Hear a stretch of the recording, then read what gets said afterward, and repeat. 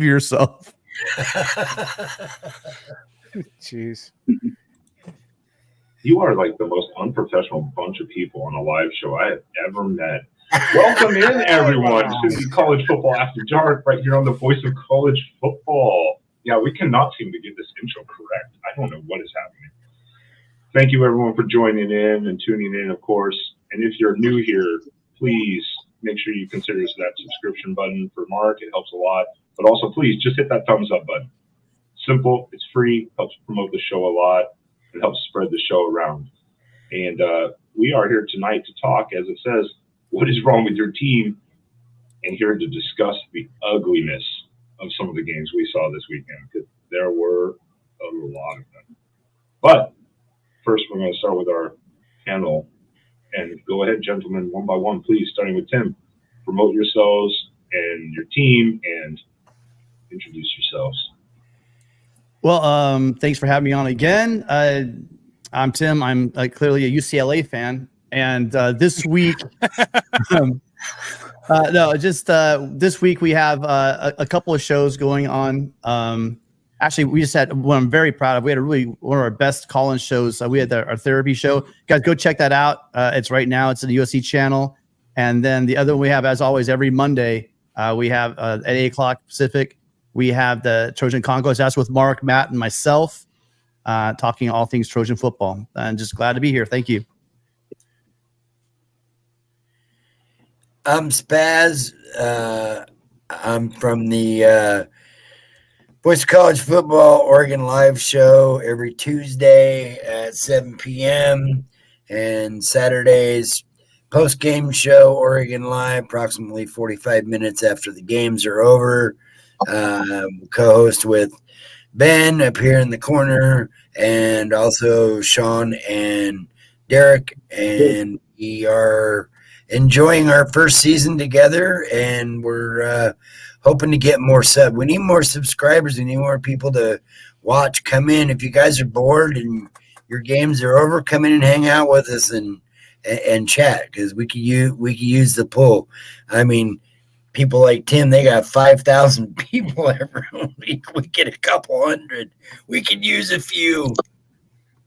Hey, I'm in there. I enjoy it. You guys are missing out. I mean, it's a great chance to come and listen to Spaz and Ben do a great job on the Oregon show. And Oregon's having a great season. So if you're going to check out Oregon football, it's a good season to check it out. Lesser Ben, right below me. That's why you're below me. I'm the greater Ben into proven otherwise. But anyways, no. I just here on the show. Actually, I just want to tell you, if you want to catch me other places, you can catch me on Michigan, the Michigan channel sometimes. We'll talk live over there with John. He does a great John Giacomo. He did a great post-game show. We had a lot of fun.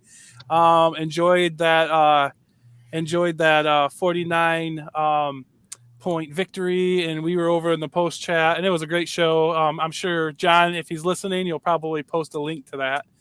But yeah, that's where you catch us here on Voice of College Football, and kind of hang mostly on the Michigan channel.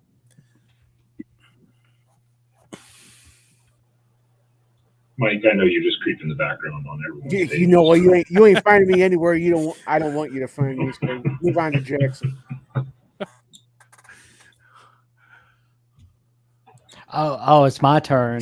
Yes. Well, he was just creeped by that answer. That's like me. Well, I'm Jackson Johnson, and you can find me on Twitter, Instagram, and YouTube. And I'm also the host of the show, The Jacksonian. Tune in Tuesday night as I have Tony Altimore, the co-host of Pac-12 Chat Show, the USC postgame show, and he's an author of the new ebook, Deja Vu, the history of the PCC and the Pac-12. And we talk about the good, the bad, the ugly, and there's some nasty stories involving some coaches in this book. But it's a great one. But there's also some crazy realignment stories involving Texas, from the 90s. But it's going to be a fantastic night on Tuesday night, and stick around and stay tuned. And Sean, we've got you on here for I believe the first time. So yeah, do fully introduce yourself as the kind of new panel guy. All right, my name is Sean. I am a Buckeye fan living in that state up north. grown up mostly up here in the north here. And I participate in a lot of these panel discussions on a lot of the different channels. I know Tim pretty well. We've chatted sometimes, and Jackson. Pretty new with the rest of you guys, I think. So, I call into the Big Ten, Pac-12 shows and talk with Mark a lot. Just kind of a college football nut. I just live for this stuff. So I could talk about it all day, every day. Well, that's why we're all here, because obviously we have nothing better to do. Otherwise, these people would not spend their time doing this with me. Well, that's great, though, because we need an Ohio State fan to be able to talk, because this week was what is wrong with your team, and looking at some of the ugliest games of the weekend. And I'm not going to say necessarily it was an ugly game, but I don't think it was what anyone expected. And we have to start with Ohio State, Penn State, because I think, at least for me, I expected a little bit more of an offensive battle than the defensive side. So with the OSU guy here, everyone here though, what did you guys think? Because for me, it was kind of hard to watch, really. Yeah, I mean, it was I thought they played probably their best overall game of the year. Penn State, I mean, their defense dominated. I think Penn State offensively helped them out a lot in this game. I mean, they really didn't execute very well at all. But Penn State's an elite defense, and they knew it was going to be a bit of a struggle. 20 points might be enough to win this game. And honestly, their running game was better this week than it's been the rest of the season. And they got a lot more creative.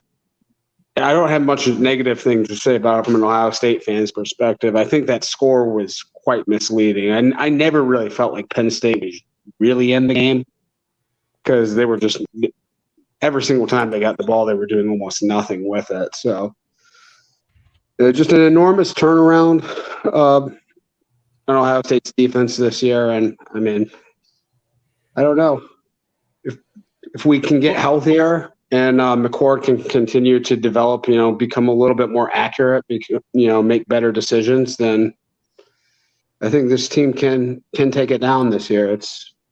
They're viable contenders for sure. Can I ask you this, Sean? Yeah. When you watch Drew Allers play, like I've watched him play in quite a few games, well, probably at least 3 or 4. Mm-hmm. And I thought that was his worst performance. And I mean, he was off. I mean, they were doing like screenplays, and he was like the quick screenplays he was throwing off. Yeah. Do you think if he would have actually not had such a bad day, though, that game would have been a lot closer, or Penn State could have won? Yeah, I mean, if he played better, it was a low score. I was surprised that Penn State kept them as low scoring as they did, and I wasn't expecting that. They did get a goal line stand in there, which, I mean, God, that short offense for Ohio State has just been a mess this year. That's one of the major issues they have. But I don't know. I mean, yes, Eller.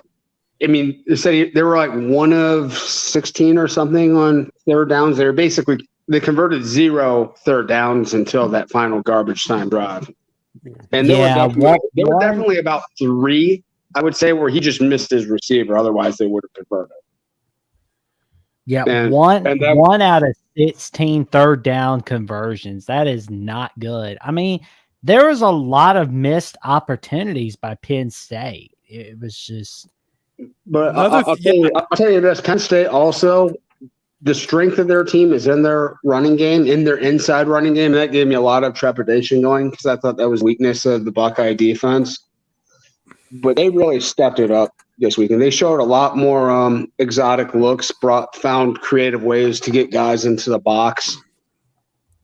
And That's and they and outside of I'm sorry, let me finish just one. Outside of like 3 or 4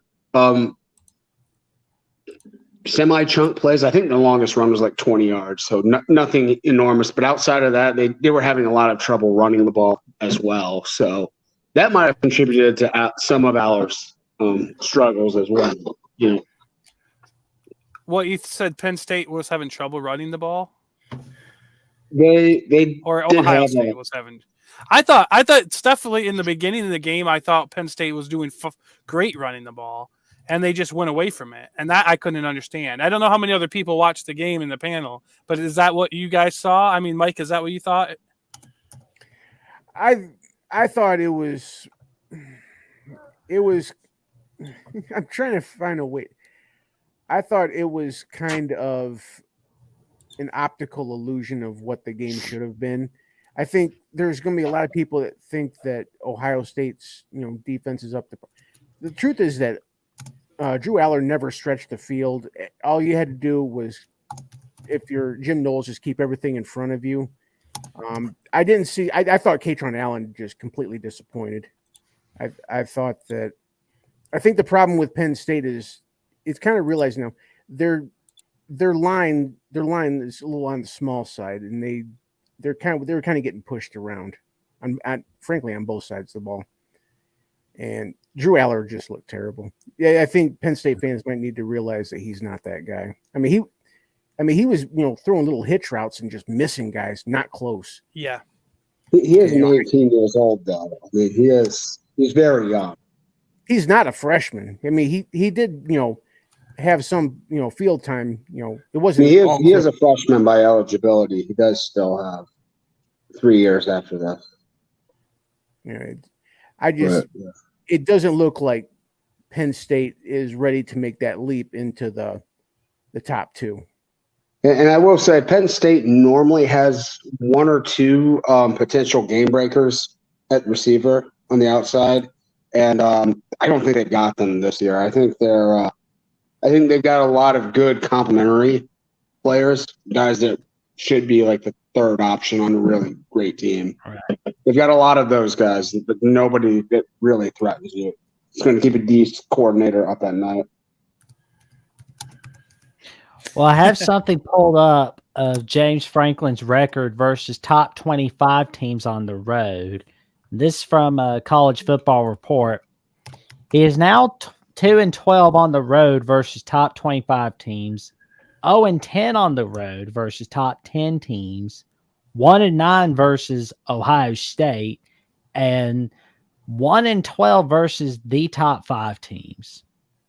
Well, let me throw it out here. What is everyone's record against Ohio State? Because Ohio State almost never loses. So to say this is your, a team's record against Ohio State is a pretty rough metric to use.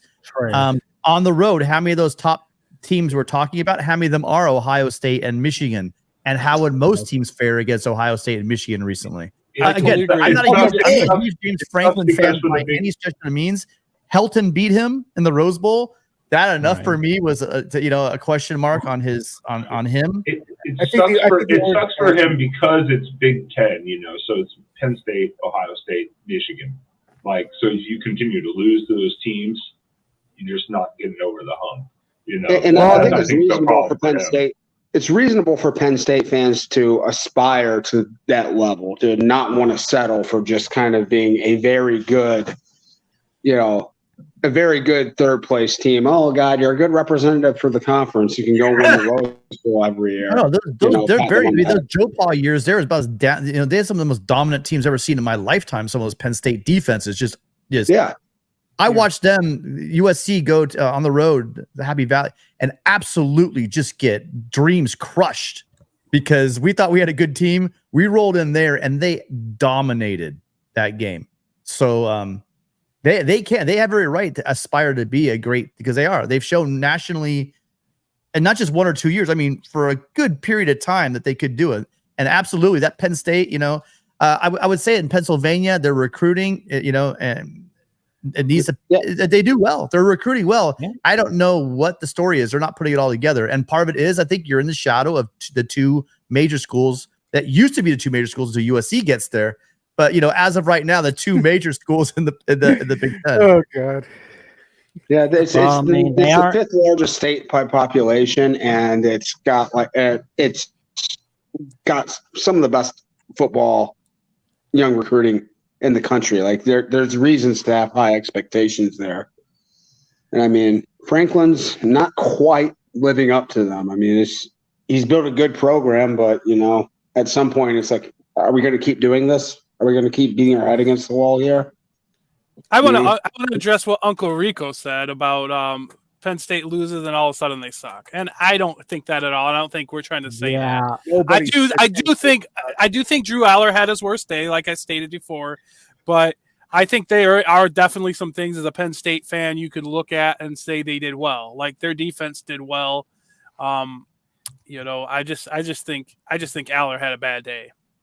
Yeah. Hey, you got to give Jim Knowles some credit. I mean, they went from being a very shaky defense to now they're like the second in the country on yards per play of their opponents. They're at 3.8 yards per play, only matched by Penn State at 3.5. So now this brings up a good question though. Okay, let me say this to you. And then you have Michigan at 4.0, Iowa at 4.1. So that means that 4 of the top 5 defenses in the country all reside in the Big Ten.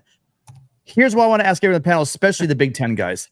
Do you think that's a function of how amazing your guys' defenses are, or is that an indictment on your conference's offenses?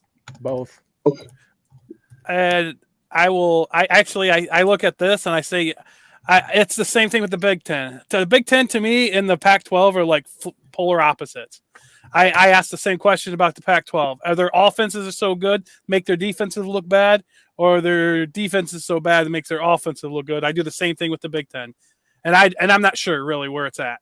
It's also not just the quality of play; it's also the style of play, right? I mean, you slow it down. It's the elements, right? So you're going to have sloshy sometimes situations. So elements play into it, but in general, the philosophy is, look at Michigan. I mean, Harbaugh did it at San Diego, USD, University of San Diego. Then at Stanford, and now over at Michigan, they get the double tight end sets, and you go and you just run the ball, right? Well, and there is a good. I mean, it's not the greatest comparisons, but both Washington and Washington State, 2 years in a row now, beat Michigan State and Wisconsin. Now, again, those aren't the greatest comparisons when you're talking Big Ten because that's Big Ten West. But so is that? Yeah, it's a good question. It's hard to compare the two because the conferences are so different in the style. And that's where the Pac-12 has a leg up because they were so dominant this year in the non-conference schedule, so they could have a leg up. I mean, it is what it is. And the same argument can be made for the Pac-12 teams that litter the top 10 in offense, right? It's because is it these great offenses, or is it because some of the defenses are kind of shaky? It's hard to tell. That's why I'm saying stats don't always tell you the truth in a situation. Is just all I'm going to throw out to you. That I think that what I see with my eyeballs is that Jim Knowles year 2 has absolutely turned around that Ohio State defense. I'm thinking, Michigan. I know you guys have a lot to say in it. I know you're going to try to impose your will on them, but they are playing some tough football now. Well, this is what I will say about Ohio State, and I don't know, maybe Sean, you'd even agree. I actually think Penn State ran the ball good on them from when I watched that game, and I know that. Well, they didn't do it that much. They went to pass, but 26 carries for 49 yards. That's not great. Yeah, I think later on. I mean, the first half, I thought they did. At the end, I mean. But I know Notre Dame ran the ball good on them. And, absolutely, they did. And that's where I would worry. If I was as far as your defense, I think running the ball, I think, when you're playing Michigan this year, you're going to have to worry about that. Because I think Michigan has a better offensive line, and running game than Notre Dame. Yeah, absolutely. But I think they were still figuring a lot of things out defensively. They were in that first game, they were in their base package, pretty vanilla, almost the whole game, and they exposed a lot of weaknesses. They showed a lot of different looks in this game. They started using Sonny Styles as kind of a rover, kind of a oversized safety to come down and fill gaps in the box. Yeah, I mean, they did a lot. They've done a lot of different things, and they've adjusted. I mean, I think you're right. I think Michigan is a better running team than Notre Dame, but I also think Ohio State's going to be much tougher, much stouter against the run against Michigan than they were. They're a different opponent too. Yeah, that's the thing I would be. That's the thing I would be concerned about as an Ohio State fan. Oh, absolutely. I mean, Michigan can maybe do that to anybody in the country right now. I don't know. They can maybe impose their will against anybody. Every team plays every team differently. So whatever you just did with Penn State is going to be totally different when you go against Michigan, and that's why it's so hard to evaluate what's going to happen. But I have to get to these super chats. That's why. But it's a good win for Ohio State, no matter what. It's still a good showing for Penn State, just not very good offensively. Yes, please, as noted here too, also quickly, are we going to talk about that? Of course we're going to talk about the Iowa game. Of course we are. You didn't really think we'd be leaving out that monumental moment in the fourth quarter. Yeah, exactly. And Eric, that's why I was like, hold on, we got some super chats here, but I had to bring up that comment. But Erica, as always, is in the chat doing her thing and always here supporting the show with the super chat here. And happy National Tight Ends Day, everyone. We'd love to hear your take on Coop's called back touchdown. Yes, Erica. Not even because of that. Just the score made it one of the ugly games of the week, because I don't know how Iowa continues to do this. I really don't know how they continue to not score at all and still win, or really basically win these games. I really don't understand how that works. And but Erica, we love you. Thank you very much right here. I have to stitch this one too because it's the same topic. Dave Valensky, also thank you for the super chat. As a Gopher fan, really enjoying my Hawkeye tears. Now they will know the difference between voluntary and involuntary fair catch calls. Dave, you're going to love the historical parts that Minnesota made on Saturday. And it's not just the losing streak that they ended. Yeah, this actually kind of reminded me of the old Tuck rule. It was a bizarre sequence of events. It was a legitimate call by the letter of the law, the rules of the book. It's something that almost no referee would ever call or should ever call again. Hey, Jordan. Well, I'm confused on the call. So they did it. I think they reviewed it to say, did he step out of bounds? Then they went back and went, oh, he made a fair catch. But apparently by rules, that's not reviewable or something like that. Is that what happened? I understood. It's not reviewable. Yeah, but they reviewed it and said he made a fair catch. So if something's not reviewable, but they reviewed it anyways. Wait, they overturned a non-reviewable. They overturned a call that's not even eligible for review. Yes.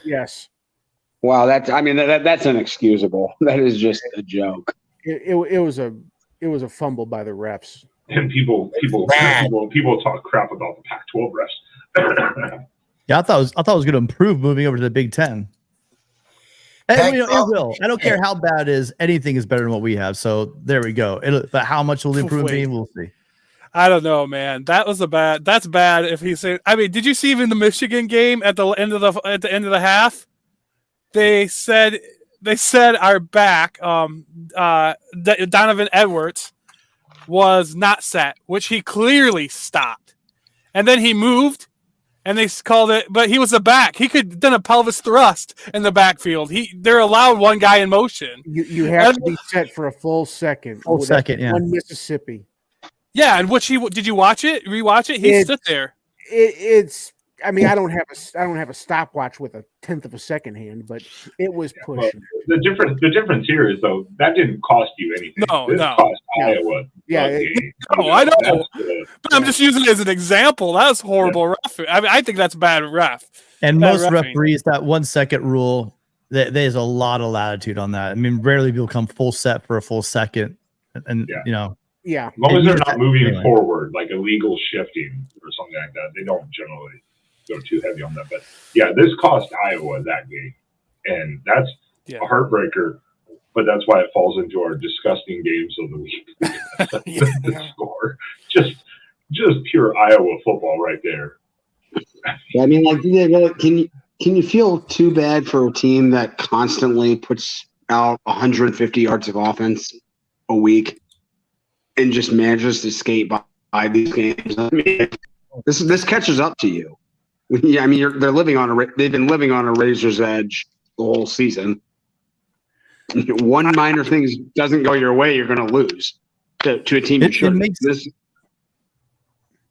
It makes their defensive stats even that more impressive. The fact that their offense is so difficult to do anything. 100%. Iowa.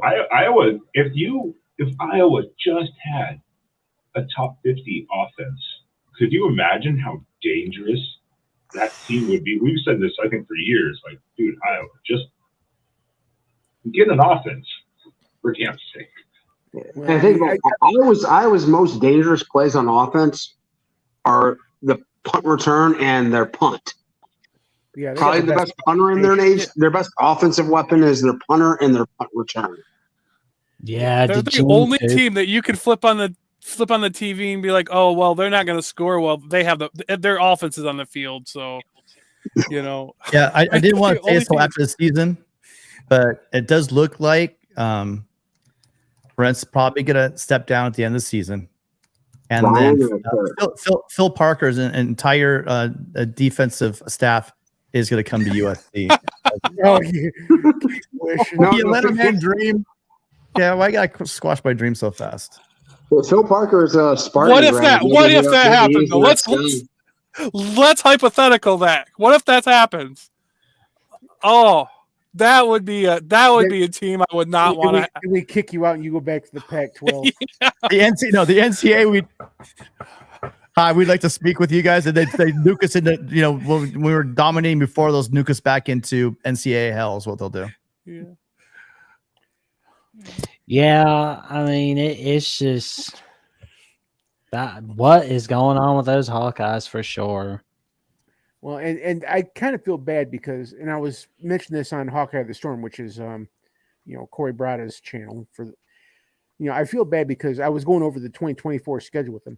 See, the Big Ten West, they're going to get thrown into the deep end of the pool next year because the divisions are going away and 4 quality teams are coming over. So everybody's schedule is getting tough, but no longer are you going to have the Nebraskas and the Iowas and the Illinois and the Northwesterns and the Purdues, playing each other and giving themselves kind of, easy street.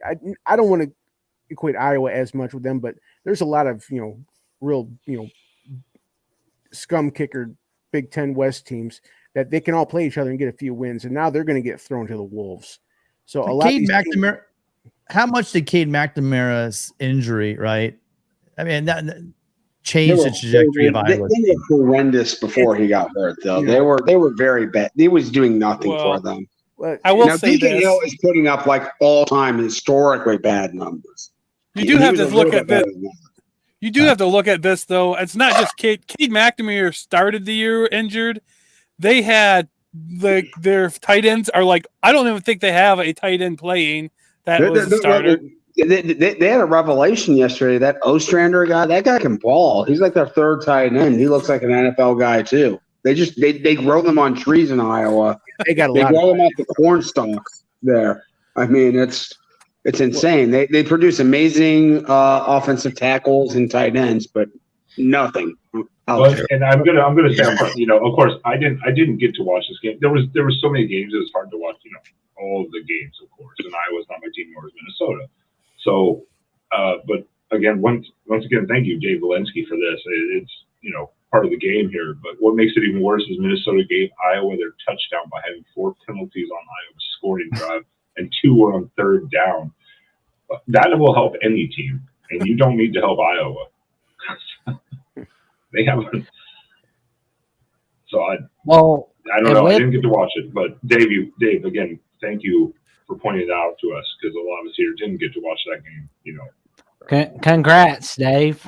How's it feel to have ended the losing streak and beaten Iowa in Iowa City for the first time since 1999, and you finally slayed the Dragon for the first time since 2014 against the Hawkeyes? That's pretty big right there. And you eliminated the Hawkeyes from the playoffs, so we don't have to worry about that conversation anymore. Sorry, Eric. Sorry. Let's be real. Were they ever in the playoff hunt? No, because whoever is the West representative is going to get bombed by 30 in the Big Ten title game, most likely. I mean, yeah. But, Wisconsin's half a game ahead, but I don't think that's going to last very long. They got to play Ohio State, so you can Yeah. And I mean, if it comes down to a head-to-head tie, I always got that tiebreaker over Wisconsin. Yeah. I got a feeling the Big Ten West is about to get even more complicated in the coming weeks. I don't think so. I was in pole position. They're basically like a game, and they have to lose twice more probably to be threatened in any way. Oh, that's horrible. Yeah. I can easily see them losing twice. I can see Iowa losing 3 more games. It's just you don't know with Iowa. It's like they're winning by 3 points. Who knows what could happen in those type of games. Yeah. The Big Ten West is just kind of a big cluster right now, because they shouldn't have lost at home to Minnesota. Minnesota just lost to Northwestern, and Northwestern is a team that we all thought was just going to get just skull drugged by everybody they play, except for that FCS. I think it was Howard or something. They were supposed to be a freebie for everybody, and they beat Minnesota, and Minnesota then beats Iowa. I mean, they barely beat Howard too. They beat them by like a field goal. And I think it wasn't Illinois that beat Illinois. Was it Rutgers? Was it? No, Illinois beat Maryland. We don't even know who the 3rd or 4th best team is. I mean, we have I'm thinking Penn State's the 3rd best team, but Maryland might not be the next. Rutgers might be. We don't even know where this is going. Who knows? Possible. Shout out to Rutgers for being bowl eligible. It's an awful league this year. They now have their best record since 2014. We're talking Ray Rice years here. Yeah. Well, Jordan, you have been very, very quiet there in the corner, and your game wasn't coming up until later on, but your buddy over here, Mr. Slim Shady Canes, had to drop a nice super chat for you. Thank you, Slim Shady Canes. He's been showing me love in the chat for the Duck fans. He's been showing a lot of love. I say that sarcastically, of course. But hey, Jordan, you're welcome for lightening the load on that bandwagon. I hope to be added to your Christmas card list. Let's just tear off the Band-Aid, Jordan. Tear it off. It's okay. Thank you, Slim. Really appreciate it. It definitely, the bandwagon is definitely lightened. So we greatly appreciate it. And but in all seriousness, there's not really much to say about what I saw last night. It's just more of the same of what we've seen from Clemson pretty much all season. Turnovers, just mind-boggling decisions, poor coaching. And it was just wrapped up all into one game. And so Clemson has 3 losses before November for like the first time in a hot minute. So 20 years? That's where we are. Probably not 20 years. We haven't been good that long. 2010. 2010. Yeah. I mean, Yeah, that was not a great season. I remember losing to BJ Daniels in South Florida in the Meineke Car Care Bowl. That was an experience. But no, at the end of the day, I can just go on and repeat the same things I've said. The past 2 times I've been up here and talked about a Clemson loss. It's just not a good football team this year, and there are a lot of reasons for that. It starts with the head coach, and at the end of the day, he's going to have to make the decisions. Will he? I have no idea at this point. Dabo Swinney is the first ballot Hall of Fame head coach, no doubt. He's the greatest coach in Clemson history, but he might be the reason that everything he's built comes crumbling down. So, you one want more thing. whether or not he wants to let that continue. You want to hire away Cristobal? No, thanks. I mean, Cristobal did everything he could. Cristobal did everything he could to lose that game too. I mean, they probably could have won that game in regulation, but they played for overtime. But considering Clemson's struggles in the red zone and their just propensity to screw everything up by themselves, I mean, it's not the worst strategy ever. So, but thank you, Slim. Had a feeling, I had a feeling when Clemson gave up that long drive after they went up 17-7 in that fourth quarter. And I just knew, man, this offense does not have it in them to put a team away. And when it went to overtime, I was like, yep, we're not winning this game. And it's even more embarrassing considering Miami is not playing their starting quarterback. Tyler Van Dyke was not playing in that game. I think for 100 something, like just over 100 yards on the game. Miami didn't run their first play in Clemson territory until like late in the third quarter. It's pretty mind-boggling and honestly comical how bad Clemson has been this year situationally, and that's the mark of a poorly coached team. And Jordan, you haven't been able to say that about Clemson in a long time. So do you think this is going to be something that you will see? What are your future expectations for your program? Do you think it has to do with Dabo not using a transfer portal? Where do you think the problem stems, if you were to guess? And do you think it'll be correct? Well, I guess the first question, it starts with a lot of things. I think the first thing I'll say is I think it starts with the coaching staff. I know a lot's been made about Clemson and the transfer portal, and that's definitely something that Clemson needs to take advantage of and be more proactive in. But I think it starts with the coaching staff. It's just not good. Has not been good the past few seasons. A lot of the staff that Clemson that Dabo had around him for those 2 national championships are gone. Brent Venables gone. Tony Elliott, Jeff Scott gone. A lot of other position and support staffers that were integral to those teams' success gone. And instead of going out and getting proven guys in a lot of those areas, he promoted from within, hired guys that he was familiar with, he knew personally, has some connection to, whether they played at Clemson, whether they were teammates with him at Alabama, hell, whether his roommate is on staff. That's just kind of what you get when you have a group of people who have some football acumen, but are not experienced at a big time program like Clemson is. And that's the result you get. And so now it's affected how we've developed, just on the roster. Like Clemson used to be the pinnacle, almost the pinnacle of roster development and player development. And now a lot of guys that on this roster that, their star ranking says they should be a lot better than they are, but they're not, especially on the offensive side of the ball.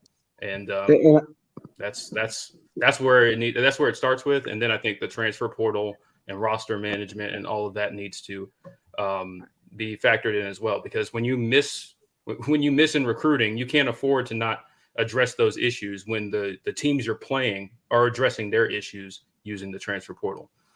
Question. So the way that we won in the past is not the way that Clemson can win in the future. If not the transfer portal, have you recruiting? Have you thought about cheeseburgers? No. So anyway, I'm sorry. So Garrett Riley. Where would you put more blame on the season? Is it with Garrett Riley or Wes Goodwin? Which one is kind of let Clemson down more? You think? Honestly, I think from the standpoint of the coordinators, I mean, the defense has been really good. I mean, they didn't have their best moment late in that Miami game yesterday, but defense has been good enough to win every single game that Clemson has played. I mean, they've top 10 in a lot of statistics still. Garrett Riley, I'll say this. I think that Garrett Riley he's obviously going to get a lot of looks for how the offense has looked this season. But something that he said, I believe last week, when asked about the why the Clemson offense looks so much different from what he had at TCU, and he was pretty frank. He was like, the personnel is what it is this year, which tells me he just straight up does not have the players on Clemson that he had at TCU. And that's very telling. He didn't say that, Clemson is less talented than TCU, but I think that he had better football players at TCU. I think on the offensive side of the ball, offensive line stinks. It's just call it like it is. It is a bad offensive line by pretty much every metric, and it was awful last night. The receivers, while better, are still not great. And you have a quarterback in K. Klubnik that is just erratic, and he's good. He makes just head scratching decisions, missed reads. The last play of the game against Miami was supposed to be a handoff. There was no option for him, and he pulled it and tried to make a play.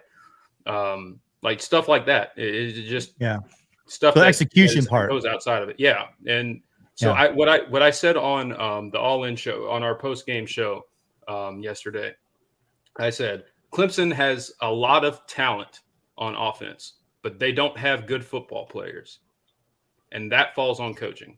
There's a difference between being a talented football player and a good football player. Clemson has talented football players that aren't good. And that's a problem. That's a problem that falls on coaching and development.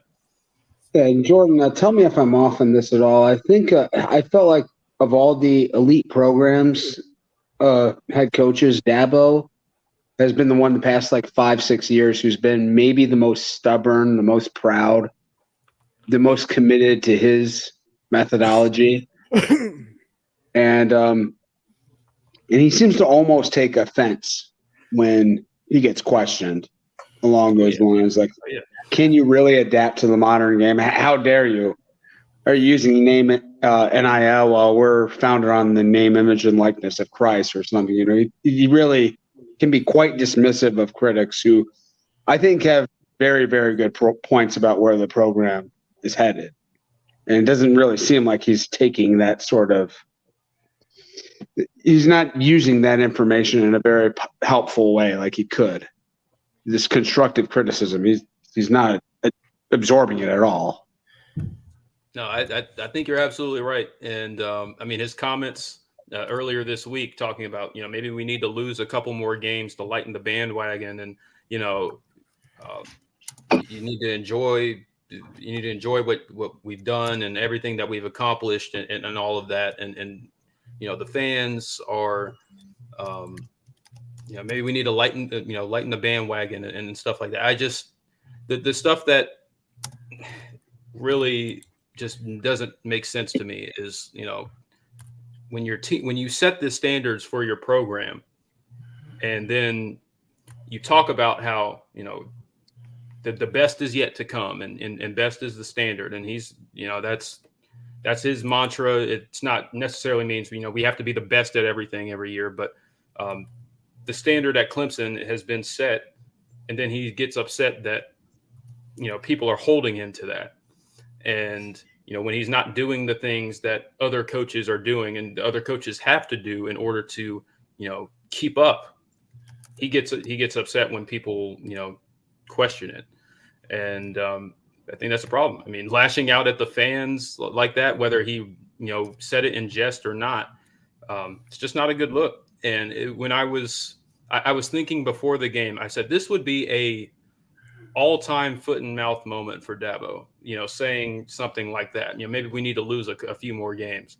I was like, well, you might just get what you asked for, Dabo. And it was kind of like when he ranked Ohio State 11th back in 2020, and then they got blasted in the Sugar Bowl.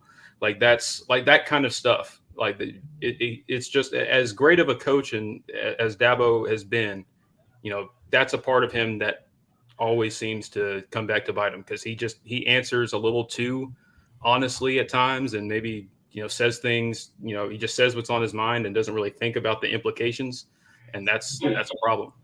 I could compare him to James Franklin. I think they're both very, very good coaches, and obviously Dabo's had more success at the very high level, but Franklin's received a lot of criticism for his late game management, his inability to win big games. And it seems to me like, at least publicly, he's taken a lot of accountability for it. And I don't feel like that accountability is there with Dabo. I think that's kind of the byproduct of him being as successful as he has. And the culture at Clemson, people will tell you, if you've ever been in that area and you've been around that program like I have, it is a very unique culture. They talk about it all the time, but it truly is the case. It's a very insular type of culture. And I'm an alum of the school, so I trust me, I know. And because of that, Dabo is surrounded by a lot of people that revere him and don't think he can do no wrong.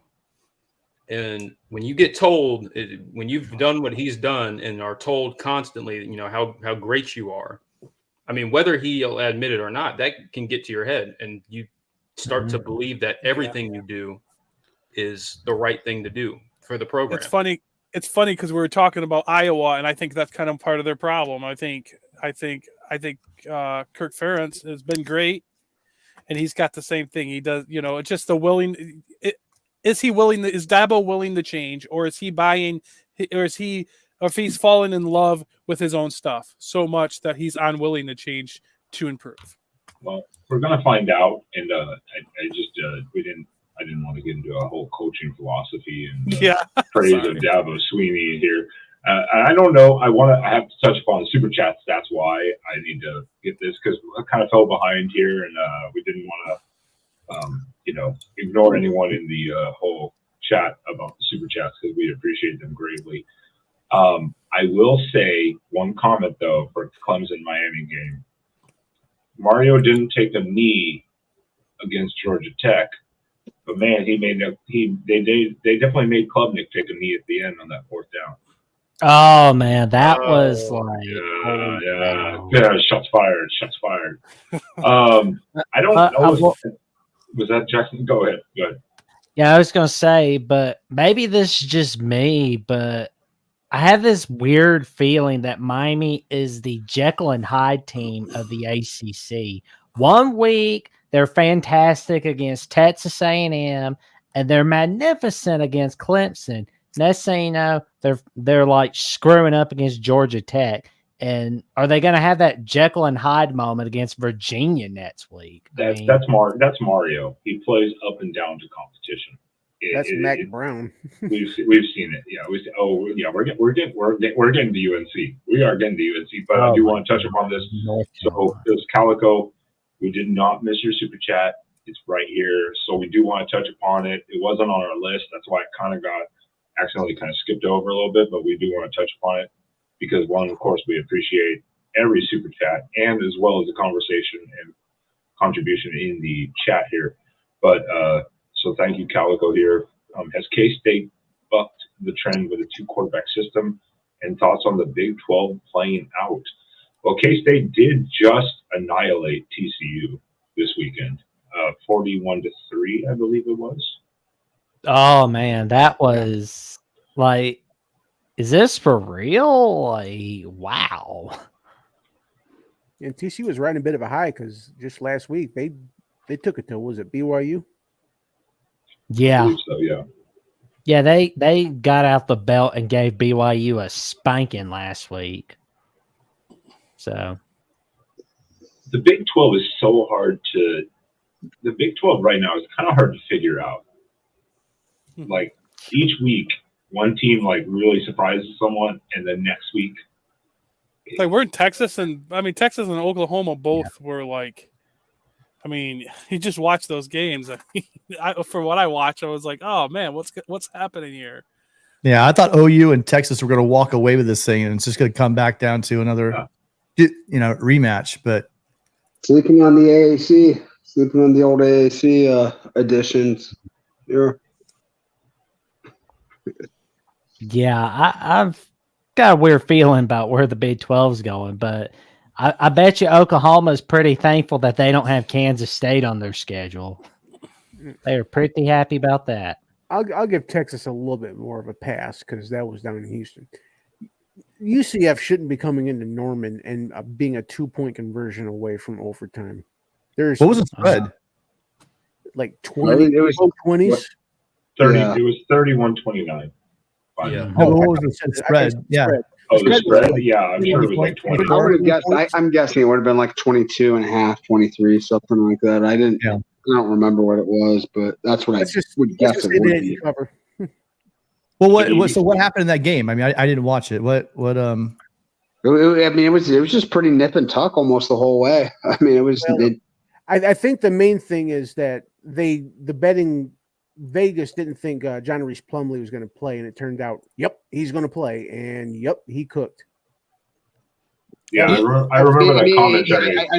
He didn't cook that much. He's 16 to 30 for 248 yards. I saw one of them was like an 80-yard that was just a total coverage bust by OU. They gave up one of those face palm, embarrassing. I will say this. I knew watching that game there was no way that a Brent Venables defense was going to give up that 2-point conversion. I think that's just one of those games. That you just have to sweat it out.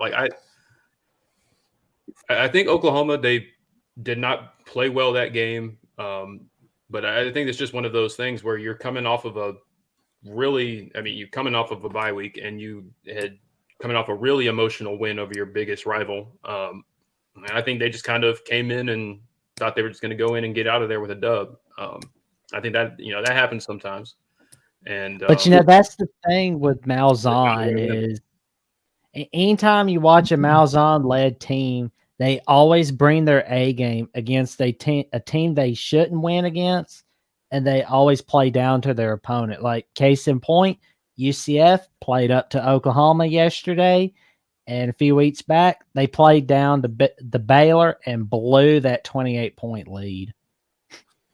Yeah, that's true. That is the Gus Malzahn calling card. So, but Oklahoma's been feast or famine this year. They've either shown up and just looked like world beaters. Or they've struggled against teams they shouldn't. That game against Cincinnati, they won by 2 touchdowns against Cincinnati. That game was pretty evenly played, and. Yesterday that game was pretty evenly played too. They snuck out with 2 close wins against bad teams. In the SMU game too, that was a 14-11 game in the fourth quarter. So they've had. This is becoming a bit habitual for them to not really show up against these lower level teams. Well, at the risk of being labeled a USC hater, I really don't follow Oklahoma that much. But I will tell you, if I'm box score watching. Who have they played besides Texas? Nobody. They're going to have to play Kansas coming up, and I think Jalen Daniels should be healthy for it. They did bomb Iowa State, who's looking to not be that bad this year. But Iowa State, they're not great. Well, and Oklahoma will have to go to Stillwater for the final edition of the Bedlam. And Oklahoma State, what a turnaround, because we were literally like, dude, they're going to fire Gundy. and all of a sudden that team has turned it around. Yeah, I was looking at some of the Twitter spaces of Oklahoma State Fan Nation, and they were none too happy with Coach Gundy. They were fit to be tied with him. They were like, "Oh, he's got to go. He's got to go." Well, if you lose to South Alabama 33-7, you know, and I mean, as much as we were, you're saying that Iowa State is doing better. Yeah, they lost to a 4-3 Iowa State team. So, I mean, he can take it. He's he a went man. he went into that locker room and he tore them literally a new ass, apparently, because something sparked and that team has woken up, apparently. Oh yeah. Well, and they basically smacked West Virginia yesterday. And question for the panel: What happened to the goodwill that Neil Brown created? Is it all gone? Did the Hail Mary pass against Houston that Houston made break West Virginia? It might have. I don't know. I don't think. I thought West Virginia would be having a worse season than they actually are. Yeah. I think they need about 2 or 3 more games, see where they end up. As long as they go bowling and are decent in that, I think Neil Brown will still be okay, as long as there's progress and they're competitive. And yeah, I definitely wanted to get to these. I wanted to go back to the K-State, but yes, let's touch on this real quick since it's pulled up too, because we have a couple of member notifications here. John Dianimo, obviously a Patreon YouTube membership. Welcome, John. Panel, 6 Glad to have months. 6 months now as a member. Ooh. And then we had one before the show even started, and I made sure I saved that. Mr. Jackson Johnson, a member also for 2 months. Welcome, Jackson Johnson. you got another one too. Another 6-monther. Oh, there it is. Yep, that Go Blue. back-to-back big JJ champ. for Heisman. Love it. 6 months. Yeah, definitely. I mean, and again, everyone, we promote joining the Patreon. We promote. Him. What was that? Hey, that's Moose. That's not Go Blue. No, that's Moose. Jason Moose. Oh, I was telling them Go Blue. Oh, okay. We promote the Patreon, of course, and you're gonna find it in the comment section of the video. Join the Patreon for Mark. You get on the Discord. You can join this panel here, but you can also just simply join the YouTube membership right here right next to the name Voice of College Football. Below the show, it says join, and you can do that for a very simple monthly rate, like most of us have here. And you get a lot of perks, and you get special access to different things and Mark's, different videos and. Look at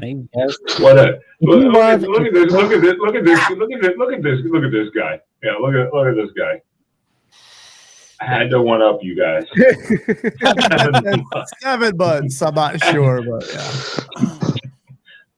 Well, if you love exclusive live streams, watch parties, predictions, betting advice, and insider looks on all of college football, go to patreon.com/MarkRogersTV or become a YouTube member of the Voice of College Football. And cut. You need to be a salesperson. You need to be a damn salesperson. You really Well, I do. mean, He needs to be like one of those relatives. Prices Right announcers and stuff. Well, I have a relative that's been in finance her whole life, so it makes perfect sense. What I'm gonna do is I'm gonna clip that and I'm gonna take it to Audacity and speed it up like 4 times. There's quick, and I'm just gonna play it randomly throughout the show. I do want to touch upon this though. K-State had the trend with the 2 quarterback system. So I guess is it Howard that's the primary quarterback right now? Is it still Howard? I kind of want to answer the question here. It was, I believe, Howard, right? He's still the primary quarterback. I guess I should pull up their stats really quick right here. I've got it right here. Okay, guys, I'm serious. Here. Yeah, I don't have climbing on speed dial, so I can't ask. The boss is here. Whatever. Oh, So this week at the AP poll, do we have an update? Do we have an update, Ben, on the AP poll? We do have an update, and yes, it is still Howard as the primary. And damn, even in this, he didn't have to do anything. 10 of 16, 154 yards, 3 TDs. Can you ask for better stats? Yeah, that's He didn't even have to do anything. I think K-State, Howard last year was the answer. He can actually throw the ball. That was the biggest difference with Howard. He actually can throw it. So I think, yes, you have to stick with Howard. Just leave him in the game. Give him control of the offense. That's how it works. If you have 2 QBs, you have none, as people say. So thank you, Calico, for that. And we're going to hit his Ohio here. State's not number 1. That's your first mistake. Yeah, But they are right here at the Voice of College Football in the top 25 that actually matters. I did want to ask you guys' thoughts on that. Yeah, actually, I thought, didn't Mark have North Carolina as 1 or 2 in the top 25? That actually makes sense, because I think that one needs to be raked over the coals a little bit. We can get to that. But yeah, Calico, don't worry. Again, it wasn't skipped over on purpose. It was just the flow of the show. But again, thank you for the super chats here. And yes, exactly. Don't worry. Yeah, we were going to talk Big 12 here because we have another comment that we want to touch upon because it's kind of big news for one of the teams that still have playoff hopes. And so we definitely want to touch upon all the super chats because, of course, we appreciate it. Mark appreciates it. And that helps you get your comments highlighted. This one is either for Tim and or Jordan. I'm not 100% sure what this is relating to, but the Bull will win. Is it true that Riley is running Dabo's offense? So maybe that's Jordan. I'm guessing that's more Jordan, but no, it's not true. And that's kind of been a narrative. No, Dabo is not calling plays. Dabo is not. It's not. I think the comments about Riley running the Clemson offense was kind of misconstrued. They've done a little bit of, anytime a coordinator comes over, there's going to be some crossover, but it's the scheme is Garrett Riley's. It is Garrett Riley's. He's the one calling the plays. I know that for 100% fact. That's been consistent. But I think the thing is, it kind of goes back to what I said earlier. Garrett Riley, from a personnel standpoint, does not have what he had at TCU. And I think that's the biggest problem. When you're hamstrung by an offensive line that can't run block, can't really do anything else, and you have a quarterback that's turnover prone and that doesn't make the good decisions a lot of the time, talented, but doesn't make the right decisions a lot of times, everything else, it makes everything else really hard to do. I mean, Garrett Riley is a run-first coordinator. And I know it's an air raid scheme, but at the end of the day, it's built on running the football and creating explosive plays off of that. He was a 55-45 run to pass guy at TCU last year. Like, running the football and running it well is the identity of a Garrett Riley offense, and he does not have the offensive line to do that. That's really the long and short of it. Fair. While we're on the Big 12 talk, but thank you, Bull will win. Again, we appreciate it immensely. This was something that was brought to my attention earlier, as I think some of us heard it, and then it was brought to Spaz. You sent me the thing about it. This comment. We're talking Big 12 too briefly. What does this do for Texas? Because apparently yours is once again down and out. Oof. Like, what is his injury? Do we know? Arm injury, rotator, AC right? joint sprain in the Shoulder throwing. AC joint sprain. Oh yeah, he's done. Yeah, he ain't coming back from that. And that's, I'm assuming, a throwing arm. Yes, throwing arm. Oh, okay. Yeah. Oh yeah, he's Yes. done. That's big news for Texas. That's Yeah. our hopes. So This is an article from Will Backus at CBS Sports College Football, and so what we're doing is going over. We don't know how long he's going to be out. That's the question there, but they say he should be back soon, but we don't know when soon is exactly. If he has a sprained AC joint in his shoulder, his throwing arm, he's not back anytime soon. I don't know. Why? What are they saying that? How many weeks? Well, sprains can have severities too, though. I mean, you can have like severity. I mean, even like almost any kind of sprain. It just depends on the severity of it, I would think. Yeah, you still got to be careful with them, though. He's got there in a cast. I mean, yeah. No, I mean, I mean, I agreed, but it's like any joint injury as well is they can linger. And if it was in his non-throwing arm, that's a different story. But in his throwing arm, how are you going to heal that thing up throwing the ball? It's just not. That is true. And I would say at least a month. I'm thinking on the outward on that thing. Yeah, I think at least 3 weeks. I mean, any kind of. He's not going to be feeling comfortable for at least 3 weeks, I would think. Yeah, and then so what's his mobility going to be like? What's his mobility and throwing action going to be like following that immediately? Yeah, the swelling and the pain's going to go down. We're not talking about a guy going back to work, at his desk. Yeah. We're talking about a guy that's going to go out there and throw the ball 20 to 30 times a game and get hit potentially again. And exactly. Times. Yeah, first time he gets hit, that thing's gonna be right back. Yeah. So I mean, so Malik Murphy, entered the game as some of us saw yesterday, and he's going to be the go-to guy as of right now for Texas.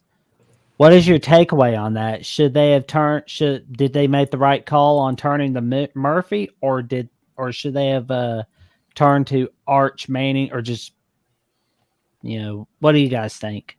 I mean, I'm not sorry. Malik Murphy is the beast. Yeah, that's what. Yeah, like I mean, people will talk about Arch, and I'm like, yeah, I mean, he was one of the most touted quarterback prospects in the past few years, but Malik Murphy was a 5-star himself, and he's been in that program a long time. He knows Sark's offense, and he's an NFL talent that would be starting almost anywhere other than Texas right now. So he definitely played well in Alabama last year, right? I mean, when he came in, until he got hurt. But speaking of quarterback injuries, and since we have Mark here and Sean, any news on your second string quarterback over at Ohio State, Bauman? He went out with an injury. I thought Devin Brown was a second string. Brown, yeah, that's right. I was like, who? I'm sorry, no. Yeah, no, Devin Brown. I thought you were talking about me for a second. Well, or I thought you were maybe talking about Oklahoma State's starting quarterback. I was like, you either talking about me or that guy, not. But yeah, Devin Brown. Yeah, does anybody know? He has a sprain from what I'm seeing in the chat. That's all I know. Because I wonder how that on left. He says he's still here, but I don't know. So we'll have to go with that sprain. All I know is I did see him being carted off. So that's 9 times out of 10, that's not a very good sign. Yeah, that's what I was thinking when they seen him. Usually they, I guess an ankle sprain they can cart you off, but usually they don't even. They could have been just dry. It could have been cautionary, MRIs and stuff like that. Before they do the MRIs and. Got a super chat about Air Force. That's good. Exactly. I was like, I watched this game yesterday, and unless they're playing Army, I always watch the Naval Academy games, and I always root for. I don't care who it is, but Dave Valensky, thank you once again. You're dropping money tonight. We appreciate that. Mark does too. But if Air Force goes undefeated as the highest ranked non-power team, what New Year's Day bowl game do you think they would get? I mean, if they go undefeated, yeah, they're definitely going to a New Year's Six bowl.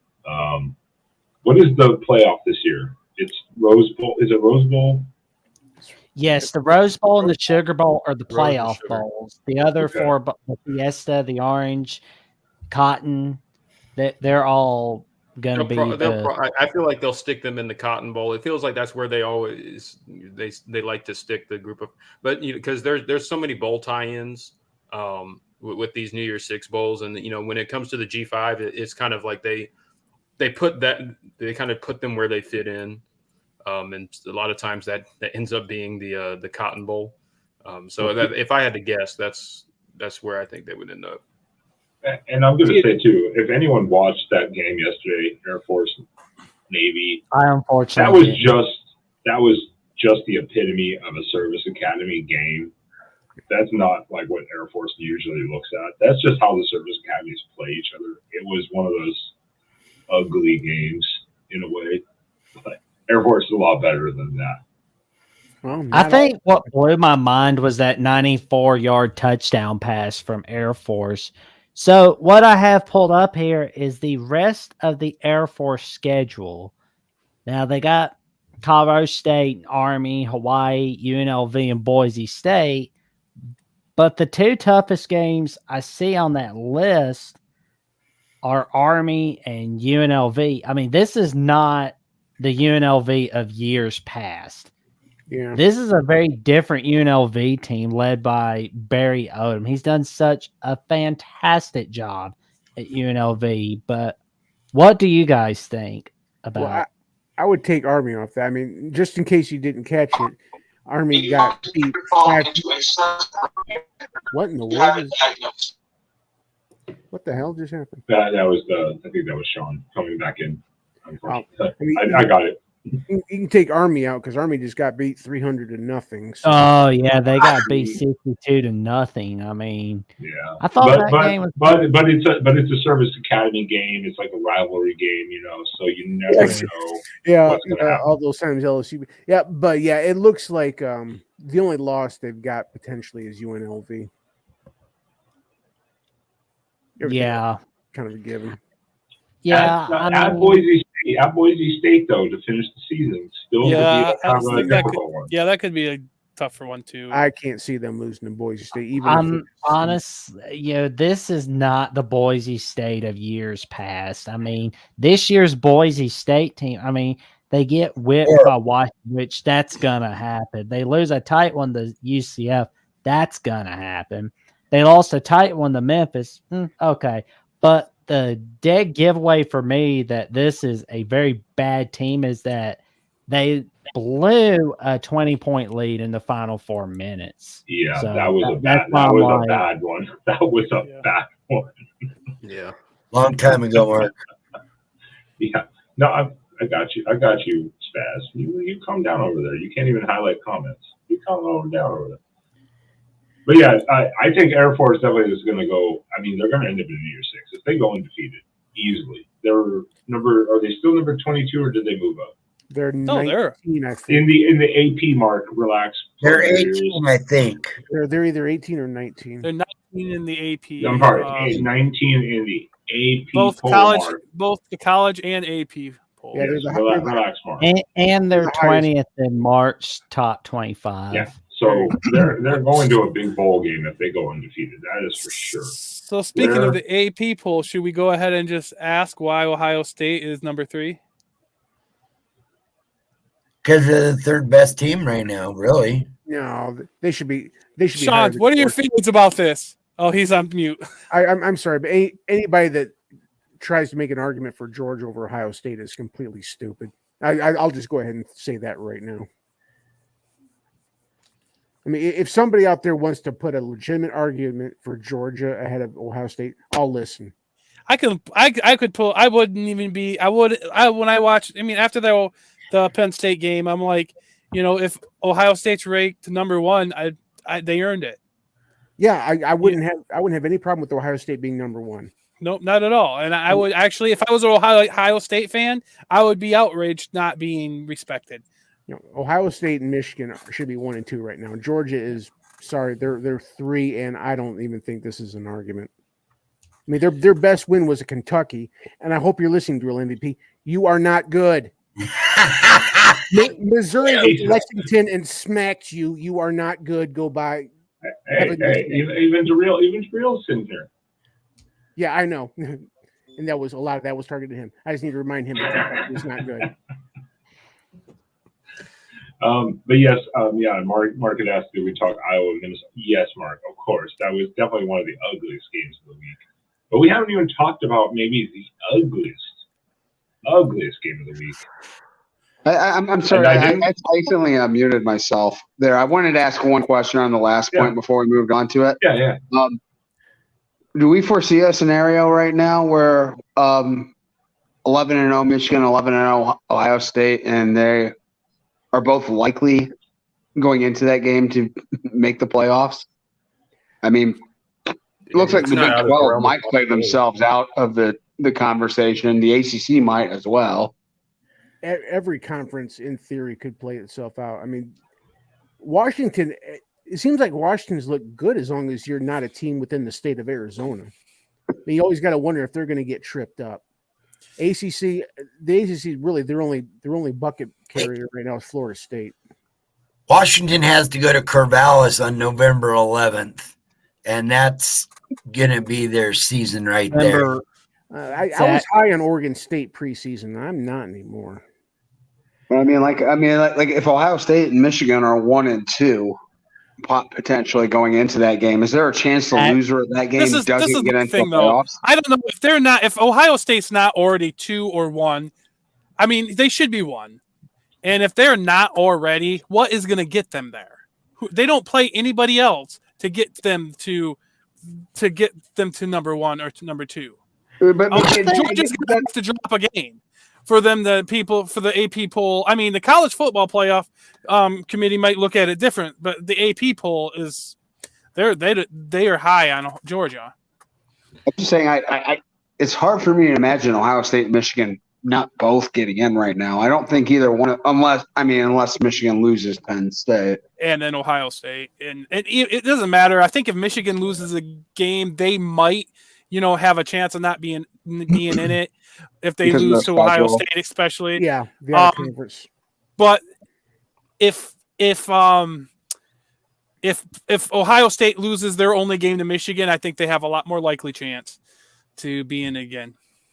Yeah, that's why I feel like that what's going to happen is, like, if Michigan and Ohio State are unbeaten going into rivalry week and Michigan beats the Buckeyes again, we could see a scenario where Michigan and Ohio State are both in. So I could definitely see that. So, this is the thing about these rematches that are they. I mean, we've already done it. We're going to a 12-team playoff, so it's just going to invalidate all this, but.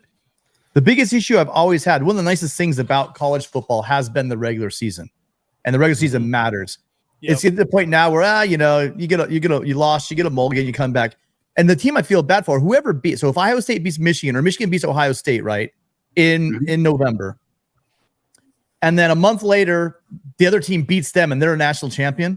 Tell me the equity. Tell me why that's sucks. Right, and that's the right. Yeah. Well, because it's a national championship game. Because they're the best teams in the country. I mean, that would be the one thing. I mean, the best team should play the championship. Yeah, but if you don't even win your own conference, why are you calling yourself a national champion? Well, especially if the team that you beat possibly to get that national championship, right? I get it. So let's say that. To your point, Tim. Let's say Ohio State comes in at 3. They lost. They come in at 3. Michigan's at 1, right? And so they play each other in the championship game. The only way I could see it is if one of them gets knocked out. It's just I hate rematches. Yeah. The game in the regular season should matter. Let's look at it this way. Let's take last year, for instance. Let's say if Michigan and Ohio State would have played and Ohio State wins in like double overtime. Were they really the better, but yet they got blown out by Michigan earlier in the season. With the divisions going away, this could be a round 3 type deal, because you could have Michigan, Ohio State playing in the regular season.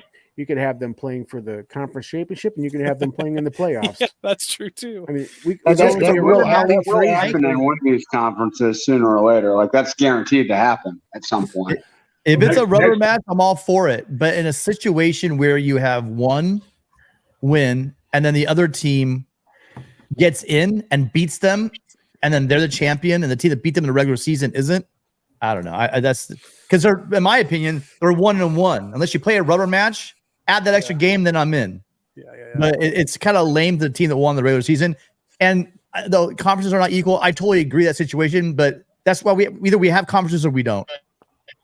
That's the other part of it. Well, next year too. Next year, I mean, Tim and I know this, and you guys know this too.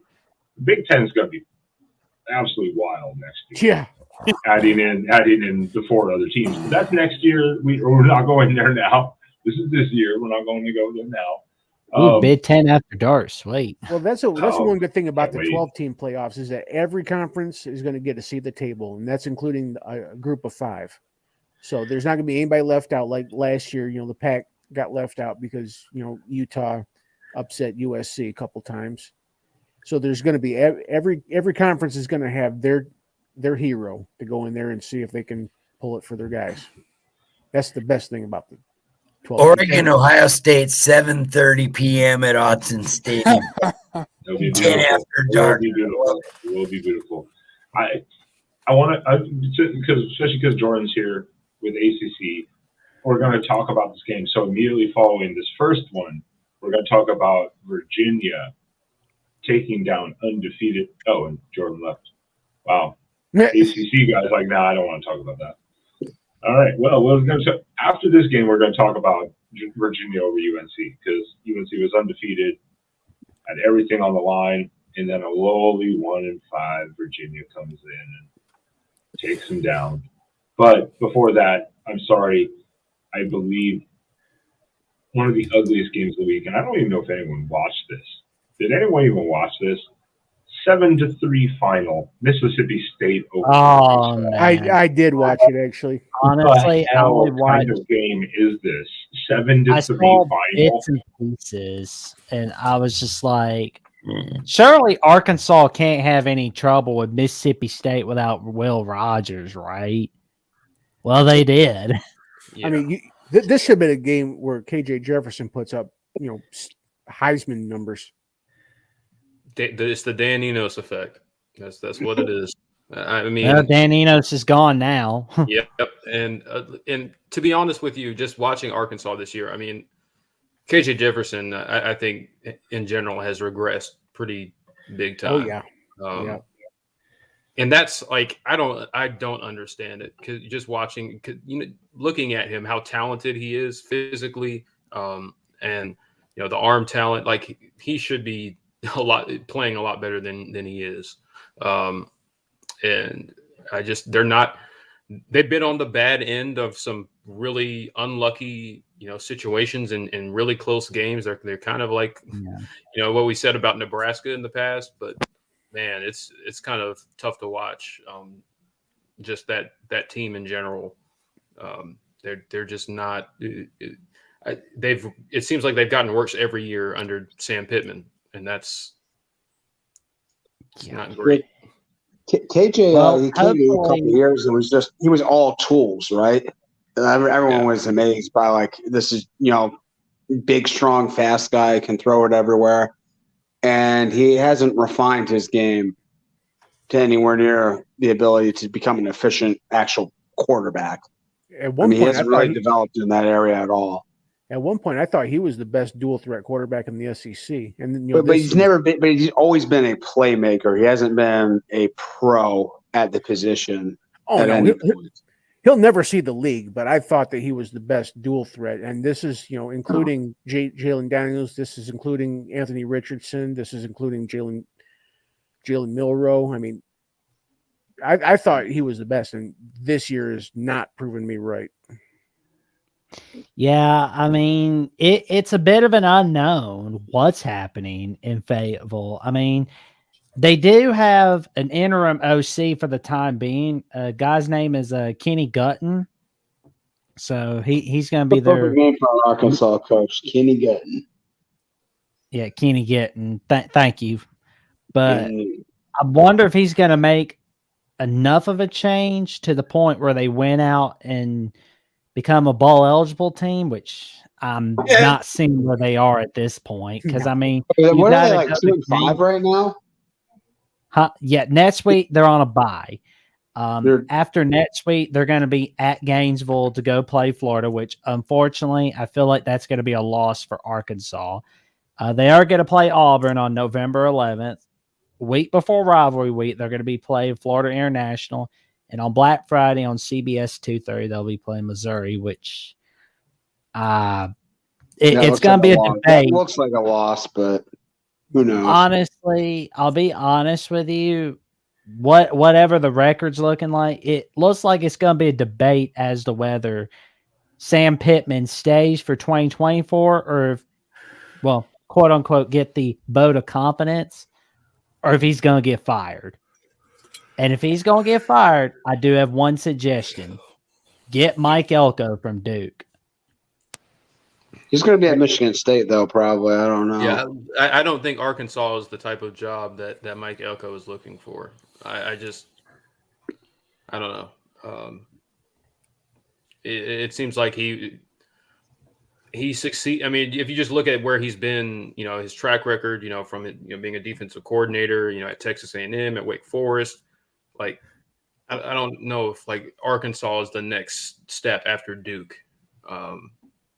That's true, but I could see where like Arkansas's got some of that Jerry Jones money, and they could make it very tempting for Coach Elko. Yeah. So that's why I'm thinking they can make it very tempting for a while. It's money always talks. True. Jerry Jones can't even buy a Super Bowl, so what makes you think he's going to buy anything for Arkansas? So you're saying, are you saying Mike Elko is more expensive than a Super Bowl? Or I'm just saying, I don't everybody think has that kind of money, even with Jerry. Everyone has their price, one way or another. College doesn't have a salary cap. True. That's true. We've gone over quite a bunch of the ugly games. I apologize, I had to step away for a second. Did we briefly talk about UNC dropping the nasty? I was just about to add that. I was like, I don't know. Yeah, I do want to talk. I do want to touch upon that because it was just one of those anomaly games this week where we're at that midseason point, and all of a sudden the team is like, "Hey, it's just Virginia. Oops, there went our undefeated streak." Yeah, you can't be doing that. And it was in Chapel Hill, which just makes it 10 times worse. This was such a UNC loss. Like they've been doing this under Mac Brown. People don't watch. I know it's like it's ACC football, not everybody's paying attention, but this has been the calling card of North Carolina for a while. I mean, really. I mean, Mac Brown has fielded some solid teams that just drop games to teams they shouldn't. That's what this was. Absolutely happy for Virginia. Happy for Tony Elliott. Virginia gets their first road top 10 win in program history. So that was nice. Really good to see. And that this is a team that started the year 0-5. They've won their last two. That's great for them because there wasn't a whole lot to be excited about just a couple of weeks ago. Yeah, Jordan, I was just going to say the same thing. It was not only is this typical Mac Brown in the ACC, I'm just going to go out and say it's typical Mac Brown his entire coaching career. He gets great teams, and they get there, and then off the cliff they go for some ungodly. It'll be the worst team in the conference, whether it's the Big 12 or the ACC. For some reason, his teams he can get them there, but then they just. Yep. I mean, even just last year, they started. They had a 9-0 start, and then lost to Georgia Tech, NC State, and lost 3 in a row after going 9-0. And then they lost to Clemson in the ACC championship, and then they lost the bowl game. So they're that's just what UNC does. That's I was like, going into it, I was like, this wouldn't totally shock me if Virginia just had a banner day and somehow won this game because this is what UNC does. And I'm like, UNC just, their first 6-0 start in school history, they're a top 10 team. I was like, yeah, I don't think this is going to last. I thought maybe there was a chance because the defense had supposedly improved, though they did not look very good. So with UNC, you're always waiting for the axe to drop on them, basically. Yeah. And the Virginia, one of those things.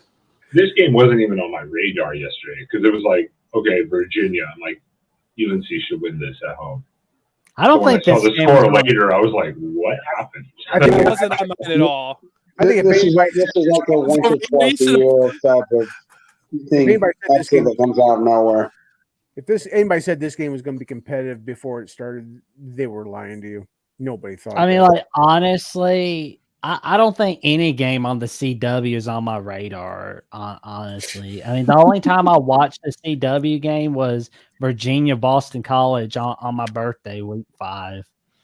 This is the second week in a row a apparently dead ACC team has I think gone on the road, or no, Pitt was at home, right, against Louisville. Yeah, that was in Yep. Yeah, they went. Second week in a row that apparently one of the worst teams.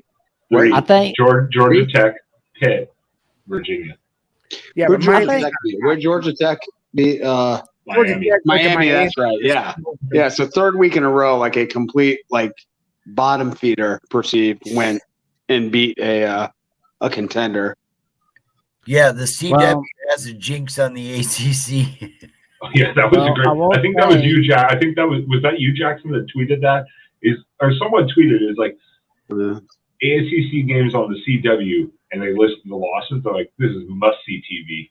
Apparently, Yeah, on the CW. Well, I said something like one of these days they'll put ACC games on VH1 or MTV or something. Oh, like Lord that. have mercy. Oh, actually, do you guys want to take a stab at who the CW game for the ACC is this week? Oh, it's going to be Clemson, North Carolina State. Yes, it is the Textile Bowl, as it's so. I will notorious rivalry. Yeah. Wow. Is this going to be like a four overtimes or something like that? Like some wild. I don't know what to expect. Babylon. I looked at NetSuite's schedule today. So. Don't watch that game if you want to see good offense. Just let me know. Well, I will watch that game for a little bit.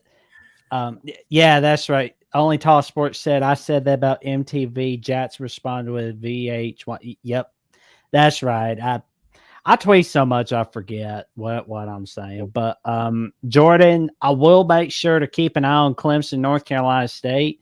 You don't. That will actually be my second time I watch a game from the CW. I mean, yeah, it's a lot better than reruns of Riverdale. So there's that. Dear God. Are you sure you weren't just like watching Mars and it just happened to be on after it's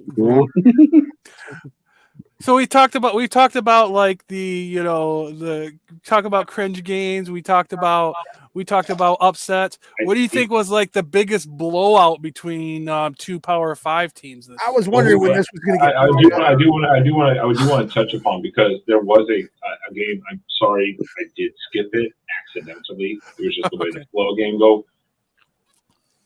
This is more for Tim and Spaz over here. Washington, what are you doing? No 15-7 over Arizona State. Oh yeah. What are you doing? Well, what are you doing? Michael Penix threw the ball 14 times in this game, something like that. It was like some insanely low number. I mean, there's a difference there's a difference between having a hangover game and then just not showing up at all. Washington just didn't even show up. I thought Washington looked drunk last night. They were like, "Woo, we were fantastic against Oregon." Hey, you're red cupping too. Let's go. Hey, so here's what I'll say on this whole thing. You know what? A lot of people don't realize that this is college football, and teams can play and show up. And if you don't, you're going to get challenged. This Washington team now has been challenged by both Arizona and Arizona State, correct? To my knowledge, which both times USC, when USC was challenged by these schools, USC dropped to the polls even though they won both times. I was thinking that same thing. Both times. Washington hasn't dropped a spot either time. I was thinking that. I was like, USC had a way better game against Arizona State as far as the scoreboard.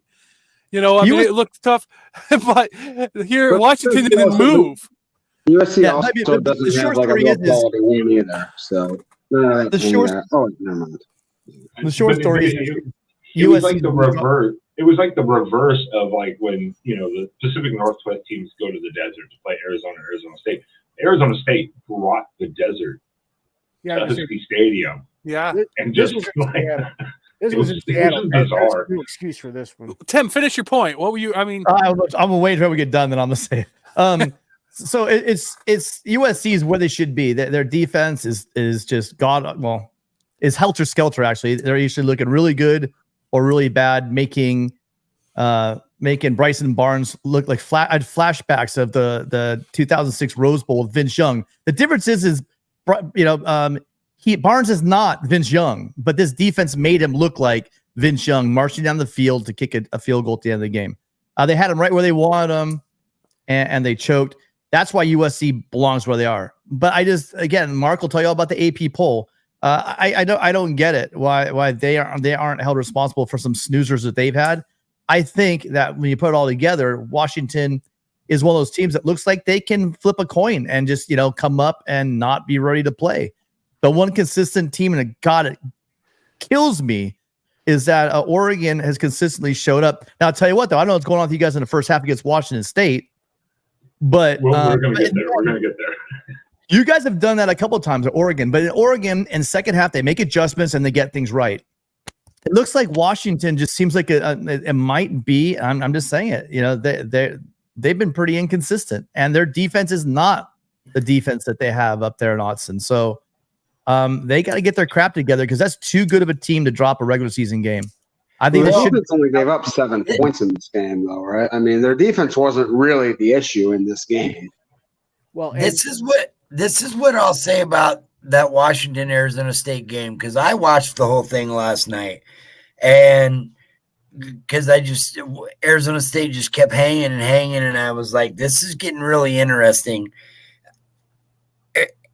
Washington, Tim is 100% right. This was Washington's worst game of the year, and 2 out of the last 3 weeks they've had their worst game. Both Arizona schools held Michael Penix to 0 touchdowns in 2 out of the last 3 weeks. This week, Arizona didn't even score an offensive touchdown for the first time, I believe they said, since like 1994 or something. They put the stat up towards the end of the game. Washington should have dropped. There's no reason. And the other reason is the blatant PI call that right in front of the ref, and the announcers even ran the playback and showed the jersey ripping as the Washington defender is pulling the Arizona State player to the ground in the end zone. And they're like, oh, I guess he was just helping him put his jersey on. Yeah, that one actually really screwed ASU, because that's when they threw the pick 6. Yeah, just Sean really quick. It's game over. To address Sean really quick, going back to why I made the comment about Washington's defense, I made that in general. I didn't mean that about this game. Yeah. So when their offense has a snoozer like they had, it makes them more susceptible. Where I don't think the Ducks haven't shown me that their defense is lights out, but they do have. They're not. You guys aren't Utah, but you guys do have a very dependable, very consistent, solid defense that's going to not lose you games. I'm not sure if Washington's there yet. So then when they have a clunker on offense, it makes them susceptible to a loss. I don't see it. I'm not predicting they have a loss until they beat USC. Sorry. Oh, my God. 40 and slip.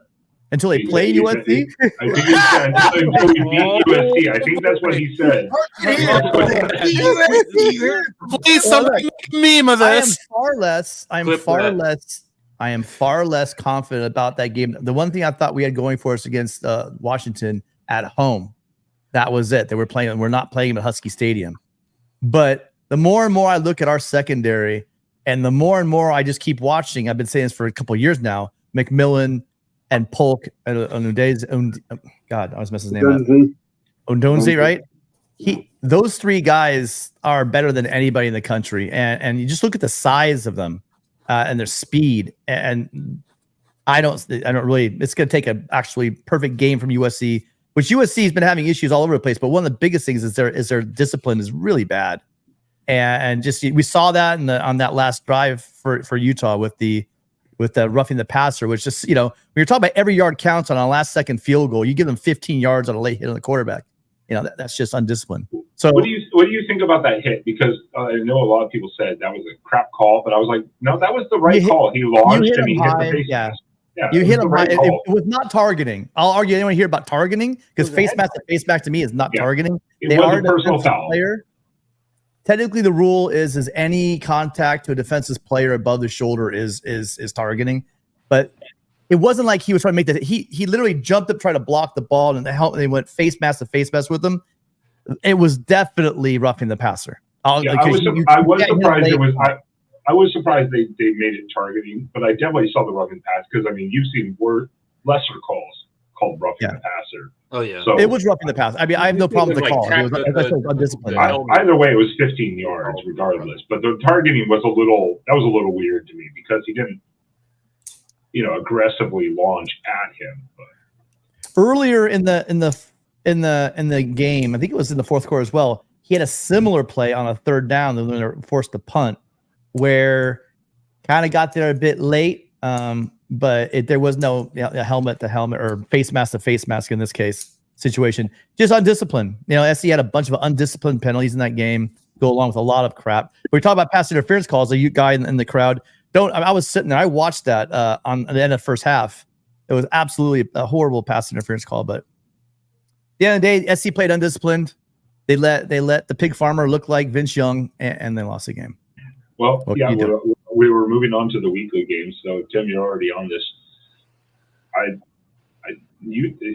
Utah. I mean, we all know this in the Pac-12. Utah is not a joke team, no matter where you play them. And Utah put it together this week. I mean, you saw it. You were there at the game. I mean, what's your thoughts? Not just about USC, but about Utah. Their defense. I have not seen a defense tackle this well in a long time. These dudes are fast. They're physical. They fly the ball. And man, this is one of the better defenses in the country. When you have Whittingham saying that this is the best defense he's coached some pretty damn good defenses. And I will tell you, they really did take the US. I was shocked by USC's quick start because we haven't got out to quick starts in a while, but we were able to run the ball. We ran for about 100 yards in the first quarter on these guys. These guys are like number one in the nation pretty much across the board when it comes to defense. And USC was able to get early success, but they settled in. They definitely made some adjustments at halftime, and they made it difficult for USC to get scores. I think that you guys you guys play them in Rice Eccles next week, right? Yes, I wasn't even going to touch upon that tonight, but after seeing their offense come together for 2 weeks in a row now, and and playing at Utah, I'm a little more nervous now this week coming in. I'm a little. Yeah, Jaquindon Jackson has didn't do well against SC. Matter of fact, their rushing game didn't do well against USC. They actually checkmarked there. Unfortunately, they forgot there's also something to an offense. It's called passing. And they let Sione Vaki just absolutely take these throws in the flat and just torch them. They looked, and it's funny because it's not like he did the week, right? Anyone watches the Pac-12, it's not like Sione Vaki didn't do the exact same thing the week before and just torch Cal, right? So, I mean, you have to realize that, as a defensive coordinator, you might have want to watch that number 28 guy. But unfortunately, our defensive coordinator didn't figure that out for the game plan. And the guy, sure, he had a great game on the ground, but then in this one, they got him through the air and they absolutely torched us. We had defensive rush ends covering him and getting lost in space. It was hats off to Utah. They last year I would hang asterisks on those wins. Sorry, call me a bitter fan, but there were some circumstances in both those games. This game, they came into our house and they took it to the Trojans and walked away with the victory. So it was a great win. It's okay if you are a bitter fan. It's okay. I can be a bitter fan too. I mean, that's part of being a fan. It was a good game. It was a good game. I will say that. And that's without their two best players probably on offense. If Cam Wright, here's a shame because the way this defense is playing, and if Cam Rising and Brent Keefe played the way that they've shown us they can play, I would say they're probably, if I had my power ranking today, I would have them number one probably. because this defense, you guys, is legit. You guys will see it. Spaz, Ben, you're gonna see it up front next week. Oh, no, we've been watching it. That defense You is think number one in every the game Pac-12 this or year. number one in the nation? No, It's they're not number one. one. Yeah, I mean, and statistically, there's a lot of stats that it's not number one, right? It's number one across the board, everything in the Pac-12. Mm-hmm.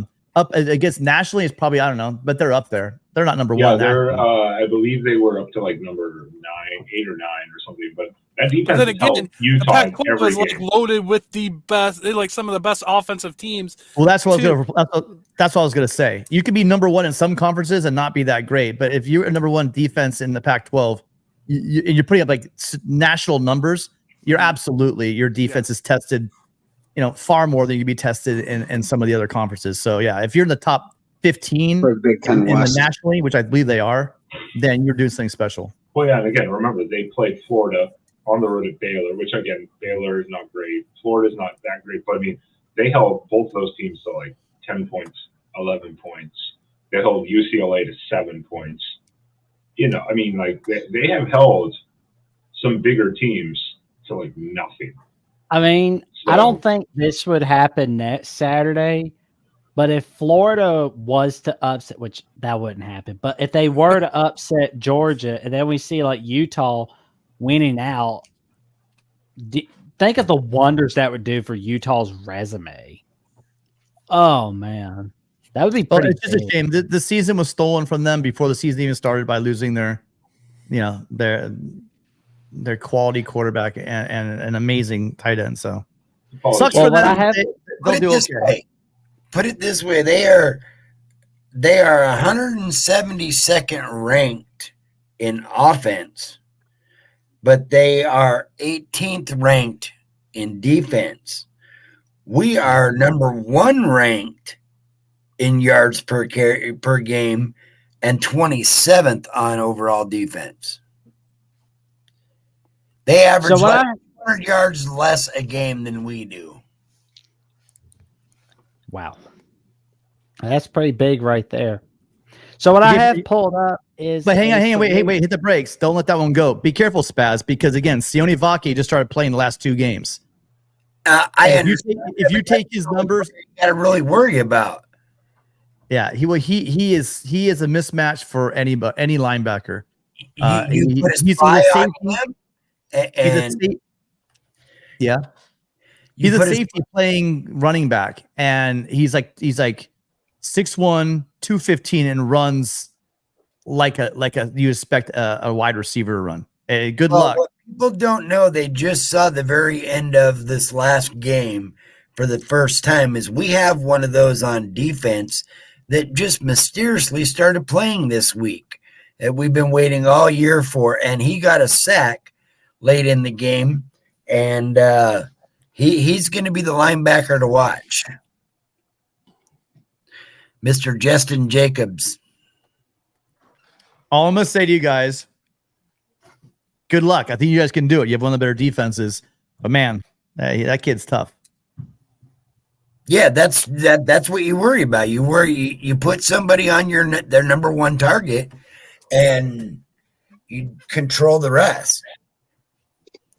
Yeah, I would say this, Utah is so situationally strong, like the opposite of what Jordan was pointing on earlier with Clemson. Like they are always in good position late in games. It's like to beat them, you almost have to be like a touchdown better than them because they never do what they do anything to beat themselves. They never give you an inch in any of these games. They almost did last night. Yeah, I was going to say last night they helped USC out on more than one occasion with false starts and some issues late in the game. Yeah, I'll leave it this: USC is it's the team that you don't want to play. Meaning we are not a great team, but we could rise up and beat any. If USC puts a game together, they have the talent and ability to beat anybody in the country. I really still do believe that. The problem is they rarely put it together either as a team, right? You've got all 22 guys working together, and that hasn't happened. I can actually see that. I've seen flashes of all aspects of their game being good, I mean, even seen their defense play. When I've seen their defense in position, they were missing tackles. When I've seen their defense not in position, they were laying guys out. All aspects of their game has just been shaky. I mean, I think I agree with that. I mean, I do from what I've seen from USC. I think they're kind of volatile. They're just, you don't know, and that's just because they're not consistent. I think I fully come around again from the very beginning of the season. I've been saying that I need to see something from Grinch. I need to see it. There's great coaches that have hired him. They've got to see something in him. Now I've watched 3 or 4 games where it's not like USC doesn't have the players. They really do have some talented players on defense. It has to be Grinch at this point. I hate to let the Sooner fans do their victory lap, but they are right. Grinch is whatever's going on with this defense. I'm sure it worked great. Someone made a great point in the call-in show we just had. I bet you it works great it might work really good in the NFL when you have NFL lockdown bookend corners who can lock down that position and play man-to-man on the outside on an island. But short of that, you're seeing a lot of guys just getting torched. And it's great when you have a defensive end that can run with a running back like Vaki. But if you don't have those things, this defense can absolutely be exposed, and it has been exposed, and good coordinators have been doing it against USC this year. I want to go back to what Mark said, though, just a second ago, what you posted. Mark was talking about Utah being impressive. But what I agree 100% with Mark on is the Pac-12 needs somebody in the college playoff this year. That's why Washington won last night. Like, it's not like the Pac-12 has been crappy is why they haven't got teams into the playoffs. It's just usually the top teams in the Pac-12 kick the shit out of each other. Cannibalize That's themselves. been the problem. There's not been that one. I think Mark said it earlier. There's not that one team to separate itself like at Ohio State that's that much better. I'm the last 2 years excluding, right? That just a team that's just a head and shoulders above everybody else. It hasn't been like that in the Pac-12. There's always been 1 or 2. Back in the early with the Ducks and the Stanford in the early part of the last decade, they're just battling each other out, taking away stuff from each other.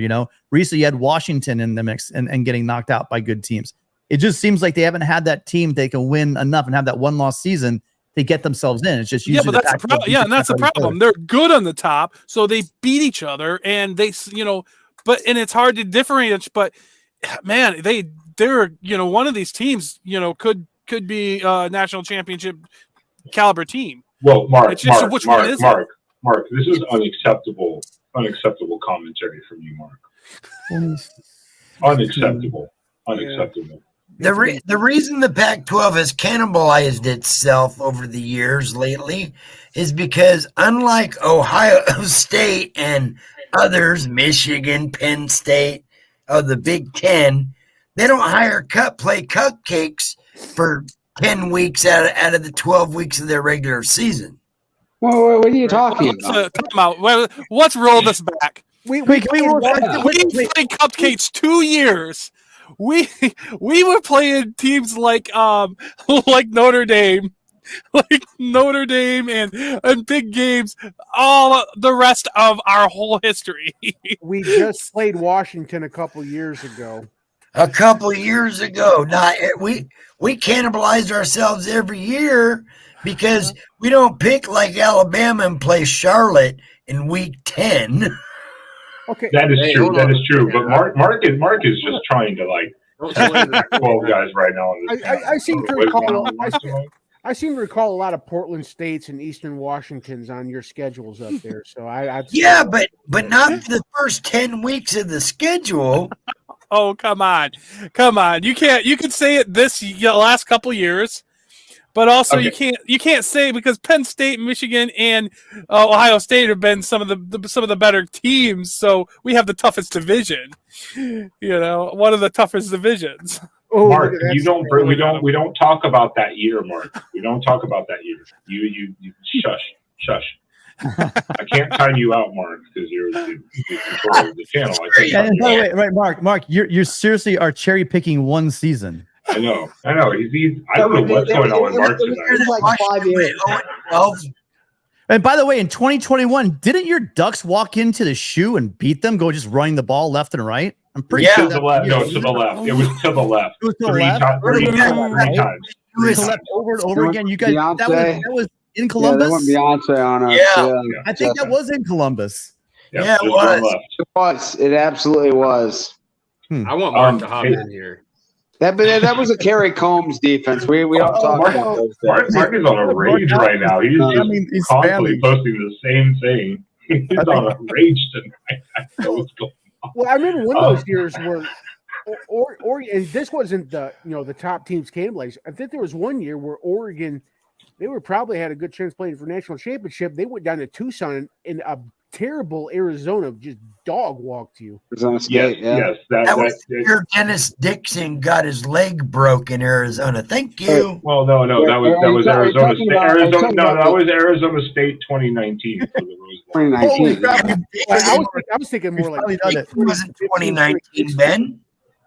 I was thinking a few years before that. That was the 2007 year with Dennis Dixon. Please Yeah, that was Arizona 2007. State. Or at 2007 was a crappy year for every team unless you're LSU. LSU. Lucky. LSU won the national championship as a two-loss Two team. losses. Yeah.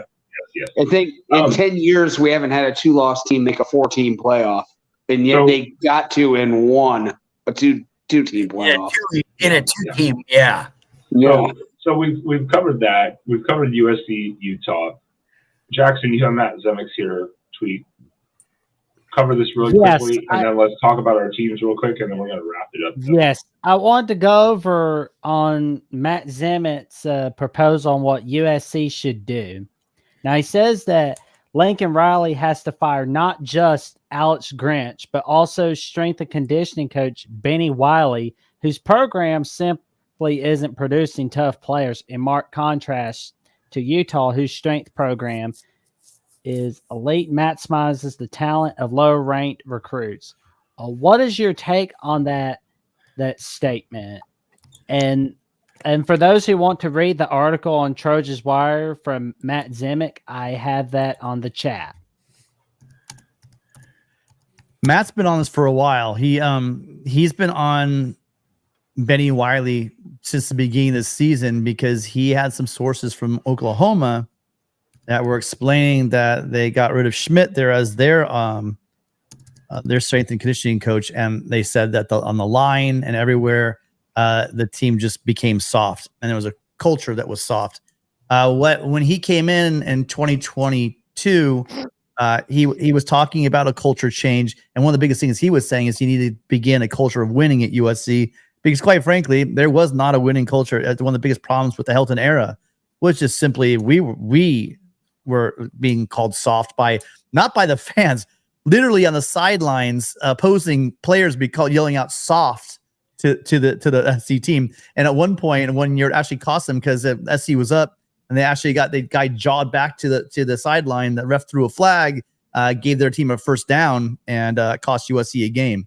So I don't know the Benny Wiley thing. I don't have sources at Oklahoma to fill me in on this stuff. But I will tell you that the issues with size, they're bigger, period. We heard all of our guys and all of our linemen, we get smaller. All of our guys are bigger. Here's the other thing, though. Games are 4 quarters, and part of your strength and conditioning is how do you finish a game? And they had this big offseason mantra about, the longer it goes, the better we get, or longer, whatever the phrase was. Well, I've been watching USC for a better part of 2 years now, where they have not been there at the end of the game in the fourth quarter. So I'm going to say the word's out there. People say that Lincoln Riley is going to fire his friends. Look, it's really simple. I don't know if you guys know head coaches, but head coaches' mentalities, they don't like to lose. And I don't care how much your friend is. It was probably made very clear to Alex Grinch what the situation was going into the season. They weren't going to fire him after 1 year. They certainly going to fire him after 11-3. But this season I'm sure he had something in writing. He hasn't been terminated yet, but I'm pretty sure you can fire someone and let them finish the year out without the country knowing. I thought it would probably take until what he did against Oregon and Washington to see if they were going to make a move. At this point, it's pretty clear that this defense is not working it out. He does have the pieces, and it didn't happen.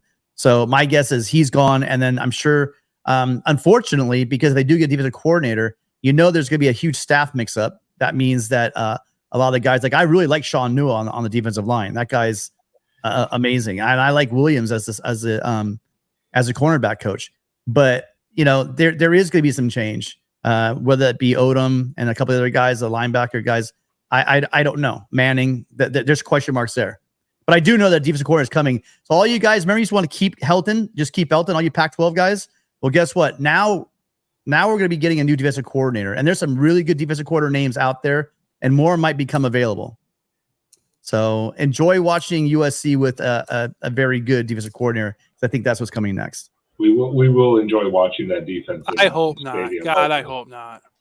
There's some real dream team names out there that could be available. Next year, there are. Oh my God, we got some stuff coming in here. I gotta hit these quick. Erica, don't promote Mark. Yeah. I didn't quite catch what Mark said. Does it have to suck for 5 years? He did say that like about 8 times, Erica. He's spamming his own chat. It's amazing that he's spamming his own chat. He did say that. Erica, don't get me started tonight. And yes, Uncle Rico, you are correct. I believe Mark did say the pack sucked for 5 years. Yes, he did say it again about 8 times, spamming his own chat. I just want to know which 5 years. I just want to know which 5. I don't think they sucked last year. I think he did qualify. He did qualify that by saying 2017 through 2021. Oh, that's why I had to pop off with the Ohio State loss to Oregon at home. That's why I threw that in there. You're fine, Erica. You're fine. Don't worry. It's a joke too. You're fine. It's a joke back at you too. My people are sticking up for me. Mark, why are you still awake? Go edit a video or something. Mark, why are you even paying attention to this conversation? I know. I don't even know why he's still here. I'm amazed. He must have nothing better to do. Because he is waiting for me to tell him how he was wrong about his comments on. No, I think Mark's taking our jackass comments too seriously. Like we're actually serious up here. I do want, since we're on USC really fast before we go on to the other games really quickly, touch upon everything because we have a couple teams obviously. Jordan Kapler, thank you also for the super chat. 22 games in, Lincoln is 17-5. Through the first 22 games of Clay Helton's career, he was 17-5. Really bringing back winning culture. Is that an actual stat? Well, it probably sounds like a really intelligent. I'm sure when Jordan, by the way, thank you for your $5 donation. Yes, you probably might have wanted to save it because here's the thing: USC was coming off a 4-8 season, covered bare, losing culture intact, totally plays. When Clay Helton came on, we did have some issues, but it was because Sarkisian was having some substance abuse problems, right? But the players were there. If you want to look at the quality of player that USC had back then compared to what Lincoln Riley walked into a year ago, and the fact that he had the same identical record. And by the way, there aren't many teams out there that are 17-5. And those 5 losses, are rough, and he owns all 5 of them. But again, I'm not concerned about 17-5 as a record. Period. These aren't excuses. Anyone out there that understands football, knows ball whatsoever, and watched the USC 2021 team and saw what Lincoln Riley did last year, anyone with any credibility knows how special that was. Comparing that to in case you weren't aware, really the Pack sucked for about 5 years. Moronic as you can get. Clay Helton's. And by the way, I'm pretty sure that Clay Helton you're talking about there beat a Big Ten team in the Rose Bowl in 2016, if I'm not mistaken. Well, that was going to be the point here. Was Lincoln overhauled the roster and has gone 17-5. Clay Helton took over a lot of the players that were already there, who've been recruited for the last couple of years. So he didn't overhaul the roster either. He just took good players that were there and made them. But Lincoln Riley overhauled the damn roster. So Clay Helton was kind of like born on third base and thought he hit a triple. Yeah, Clay Helton was just kind of lucked into a really special situation. Poor hiring practice at USC, probably put the nail in the coffin of what was going to happen as far as what happened to the Pac-12. And Wasn't it- USC through under Clay Helton every year underachieved. At USC, you just have to be decent, and you're going to win like 9 games a year. It's an interesting stat, but yeah, there's a total different comparison. Wasn't he the last guy hired to, Tim? So it's kind of What's like that? the Ryan Day of his time. Was he? He was an interim coach. God, They really. No, that was one of the weirdest coaching hires ever, and it felt like Wasn't he the the biggest last guy? federal job ever. What's that? A lot of people at USC still don't understand what was going on in the athletic department. The athletic was not run by a professional. Look, we kept hiring ex jocks, guys that were like and Super Bowl MVPs and USC Heisman Trophy winners instead of actually getting, I don't know, someone that's actually competent at their job. Maybe a guy who was an athletic director at some other schools, did a good job and came over to USC. We were hiring athletes and broadcasters that had no experience as an AD and thought that we could run a program against schools like Michigan, Ohio State, Georgia, Florida, whatever, just you name it. And we clearly saw what happened in the last decade when you do that. Yeah. All right. Thank you, Juan, for that super chat. But it's a good comparison, but it's totally different circumstances with coaching and players. And Troy, thank you, of course. Hero is here for your super chat. Yes, Mark did say something about the Pack. He's been very loving and contributing to the success of the Pack this year. Mark loves the Pack. He wouldn't know what to do without it. Oh wait, it's gone after this year. Shit. Hey, Thank you, Tim, Troy. before we go to the next phase or whatever, I wanted to ask you one thing about, on a serious note, on last night's game. Do you think that in a way, the last couple of weeks that Caleb has checked out? I wouldn't say checked out. I don't think he has that mentality. If you guys are watching the games, if you notice, his pinky finger on his throwing arm is heavily taped. If any of you guys have ever thrown a football, that finger's pretty important in your release. And his throws just have not looked right. That and a combination, he's just not, we thought Dorian Singer coming in and guys like the freshman, like Deuce Robinson, they settle down the zone and they're just not a lot of, they're just not on the same page. And then one last thing I'll say about Caleb, I don't know. And I don't want to throw shade his way, but it seems like he's very, very reticent to run the ball. Means he's hesitating. And I also think I'll say even another thing. I think that something's in his head. He's not gunslinging and he's not making throws that he should. He's not checking the ball down. He won't take that 5 to 8 yard hitch, right, to keep the series going. If you watch the game, he's throwing the ball down the field. It just looks like to say he's checked out. Again, you guys just don't know this kid as a competitor. You just don't know him. I asked. No, I'm talking about the Uncle Rico comment. This guy is driven to win. He's something special. He's not checked out. If you watched him hobble around the field on the Pac-12 championship game, you wouldn't question this kid's heart. I mean, he's in it. Good point, Tom. He's a very type A, very driven personality. Very good point. After the Utah game, it looked like he was sulking a little bit. I had to touch upon that because I had to touch upon that.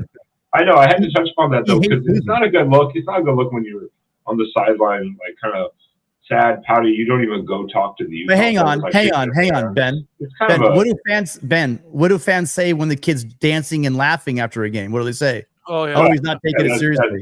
That's then when he's pissed off, so when he's pissed off and bummed out that they lost, I don't know. I think that's a pretty natural reaction.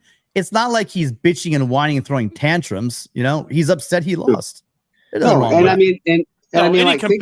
competitor is going to be upset. I mean, if you're a competitor, you're going to be, yeah, for sure. I mean, yeah, I'd be more worried if he was like taking selfies and looking into the stands and Oh yeah. Did he paint his nails last night? I didn't really pay that much attention to like his nails because like last year, of course, he had the famous F Utah or whatever. I get being upset, but I think he should have at least went out there, shook hands, or whatever, done the thing, and then went and sat down and got into his thoughts.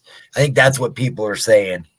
Did he not shake the other teams and he just sat there? I wasn't aware He of that. sat on the bench Yeah, and didn't move. Yeah, the Utah guy actually went across the field to him and was like, "Hey," or whatever. He was sitting on the bench the whole time, and that was kind of what bugged me a little bit. It was like, you still have to suck it up. I mean, you can be upset, of course, naturally. You're going to be upset about a loss, but you can't just sit over there and sulk. Yeah, again, I don't know what's going through his head. I agree. I would have. Yeah, I don't know. You should always do that, but we don't know what's going on in the young man's life. So if we want to put him, and how old's the guy? I mean, what? Is he 20, 21, something like that? 21, probably.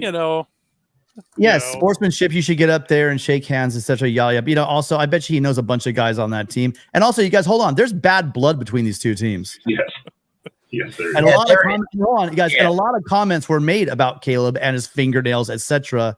after that game. So let's know the whole story before we start. Because I've never seen him. That's not in his character. He does see in the games I've seen him lose. He has he has lost graciously. He has gone shaking hands, and also after losses, he's been emotionally very visibly upset in the past. I don't know. It seems like people just want to crack on people and pile on. That's fine. I mean, it says more about you, I think, than it does about the player. There you go. And I mean, like some of the best athletes of all time, the Jordans, the Bradys, notoriously petty, can be really, I mean, I don't know. I hold off on the Tom Brady. Now he's a petty. Like he does that walking on like this, there are people that will hold like a criticism made about some of these top guys. I mean, they will hold like a negative press article from their sophomore year in high school, and they'll just be thinking about it into their 40s. I mean, winning and it matters to them. All right. Well, I'm there right now. All the saltiness, all the bitching and whining in the chat. I don't know. If you see a smile on my face, I get it. It just shows me how much USC is in your heads. So yeah, this isn't the USC about his fingernails all you want. Yeah, this isn't the USC. Talk about a 2-loss team and you still can't get them out of your head. Yeah, this isn't the USC Caleb Williams show. So we're gonna move on from this. Are you sure? Yeah, Oregon Ute. We appreciate the super chat. I'm not sure. And Mark, once again, though, is throwing. Mark is like just on a roll tonight. I don't know. Mark is trolling. He is trolling tonight. Mark, put down the bottle. I mean, this is the only excuse I have or reasoning behind this tonight. I don't know what's going on. No, he's just got Kyle McCord. He's got quarterback envy. Wiki, you got to give him a break. It's true. It's true. Yeah, it's like it could be worse. Yes, he could have Kyle McCord as the quarterback. Yeah. So let's move on because we're going to talk about each team's games this week and what you thought happened. I know, Jordan, you can talk about yours too. I'm just going to brush on my end for Oregon really quickly. Spaz, I'll let you do yours, and then we'll go Michigan, Alabama, of course. I was a little disappointed how Oregon started. They seemed to have a hangover, kind of like Washington did. It lasted a little bit longer, I think, than we thought it would because the halftime was not great. After that, they kind of started making adjustments, but the hangover from the Washington game lasted a little bit longer than I was hoping it would. It was not the greatest game in the world. Gave up a little too many passing yards to Cam Rising, especially Cam Ward. After Washington State has done nothing offensively for 2 weeks. So I was a little disappointed in that. But at the end of the day, still won comfortably. So that's all I can say about that. Spaz, we had this conversation. Give me your thoughts, and then we'll move on to either Michigan or Alabama and get those takes for the weekend. Yeah. I mean, the first half was, as we were in our group chat, the first half was like, what's going on? And then we all kind of gathered and realized that we were missing some defensive players, our top two corners. So that was obviously apparent on what was going on in the first half. And then, we made some adjustments. Again, kudos to Tosh Lapoli and Dan Lanning for week after week. They keep making adjustments when they need to, and it shows back out on the field. The second half, they scored 3 points basically until the last garbage touchdown with like a minute to go in the game. And that's what you got to do. You got to be able to take on those teams when you're coming off a tough loss like we were last week in Washington. You got to be able to bounce back, and you got to be able to bounce back strong if you want to be a contending team and contend for a title. And we did that. Bo Nix, again, is continuing to have a phenomenal year. I think he's only thrown like 3 picks in 7 games, which is, quite impressive. And our defense was a little shaky and bendy on the secondary. But our front 7, again, we had 6 sacks again yesterday, and gave up less than 100 yards on the ground. So, I mean, there's some things to work on, but it keeps getting better, and adjustments get made based on the team you're playing and what they're running. And this seems to be working.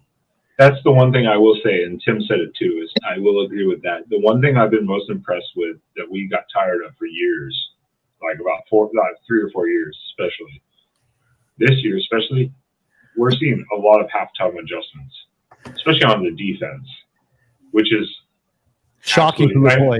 Yeah. Well, yeah, it's crazy. The whole staff. I still say it's not just Lupoy, it's not Lanning, it's also I don't know why I keep forgetting the guy's name. We took the guy from Tulane, the defensive coordinator from Tulane, to be a co-defensive coordinator. Chris Hampton. And that's helped a lot, I think, to embolden the changes that are being made after halftime. And we've seen that in multiple games where they're close. I have been impressed with that. And I know Tim even is like, yeah, that's good, because he is like, I have not seen that for USC. Sorry, Tim. You said it, though. I'm just repeating what you said. Jackson, what did you think about Alabama? Because that was not pretty the first half either for you. We looked sloppy in the first half, but in the second half, luckily, we scored 27 unanswered points. My favorite touchdown was that clincher by Campbell, the scoop and score. That was fantastic right there. Now, Jahad Campbell, the former Clemson commit. Good times. Oh, man. That was fun to watch. Yes, it was. And the fact of the matter is, Bama held Tennessee down to 1 touchdown in 4 red zone trips. So that was pretty good right there. And now Saban is 21-2 in rematches following losses at Bama. So revenge games are his thing. That's the thing with Coach Saban. As for Tennessee, well, you still got a lot to play for. I mean, you may get to play spoiler against Georgia, which I don't know if that's going to happen, but you'll get the rebound against Kentucky. And as for Alabama, well, you got to rest. You got rest and relaxation for a day or so, and the bye week's going to be, again, you're preparing for LSU. Got a big game against LSU per usual. I hope Bama wins that one, but we look like it. And the thing that really impressed me was we didn't have any penalties. Well, 1, but that's it, really. So I was pretty happy with that. So, but we've got to cut down on the penalties. And we've got to make sure our O-line can protect Jalen Milroe. Because we can't just be waiting for the second half to go save the day forever. That's all I've got to say. Jackson, I wanted to ask you a quick question. How do you think this fares as far as Saban's in-season coaching jobs? Obviously, he bears responsibility for the product they brought into this year, but there's nothing I can think about that's really remarkable about this team. This team looks like the worst and the most flawed team since 07. And yet we're here. They're 7-1. The season could have gone really haywire for them, and it hasn't. I think So the loss of Scott Cochran as the strength and conditioning coach, when we lost him in 2021, I think that's hurt us quite a bit. That's why you see Alabama as a very undisciplined team compared to years past. Okay.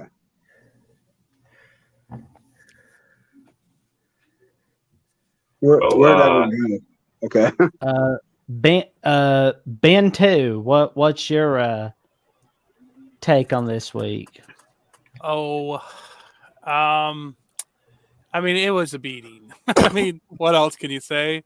I expected Michigan to go in the Michigan State and give them a beating. I wasn't expecting it to be 59-0, which should have been like, it actually should have been like 56. I mean, 49-0. It should have been 56-0, but whatever. I just, what can you, I mean, in-state's not, I mean, state this has not put anything. I didn't think there was anything that state was going to have on the table that would really challenge Michigan. I mean, again, it's a rivalry. We'd think they would give them their best, but it still doesn't really. It's like Michigan every game. It doesn't tell me a ton about Michigan. I mean, this is probably the thing that tells me the most about Michigan and the way they went in and beat State, because I would expect State to score, but they didn't allow them. And they didn't, I mean, they even pulled their starters at, they're pulling their starters and, in halfway through the third quarter, and it didn't change the game. Mike, what do you think? Because, yeah, it was a beatdown. I mean, it really didn't say anything, because anybody, that didn't believe in Michigan before won't believe in them now. And everybody that does believe in Michigan didn't really change their opinion. The fact that, Michigan State is not a good team. They're 2-6. They're not even going to sniff a bowl.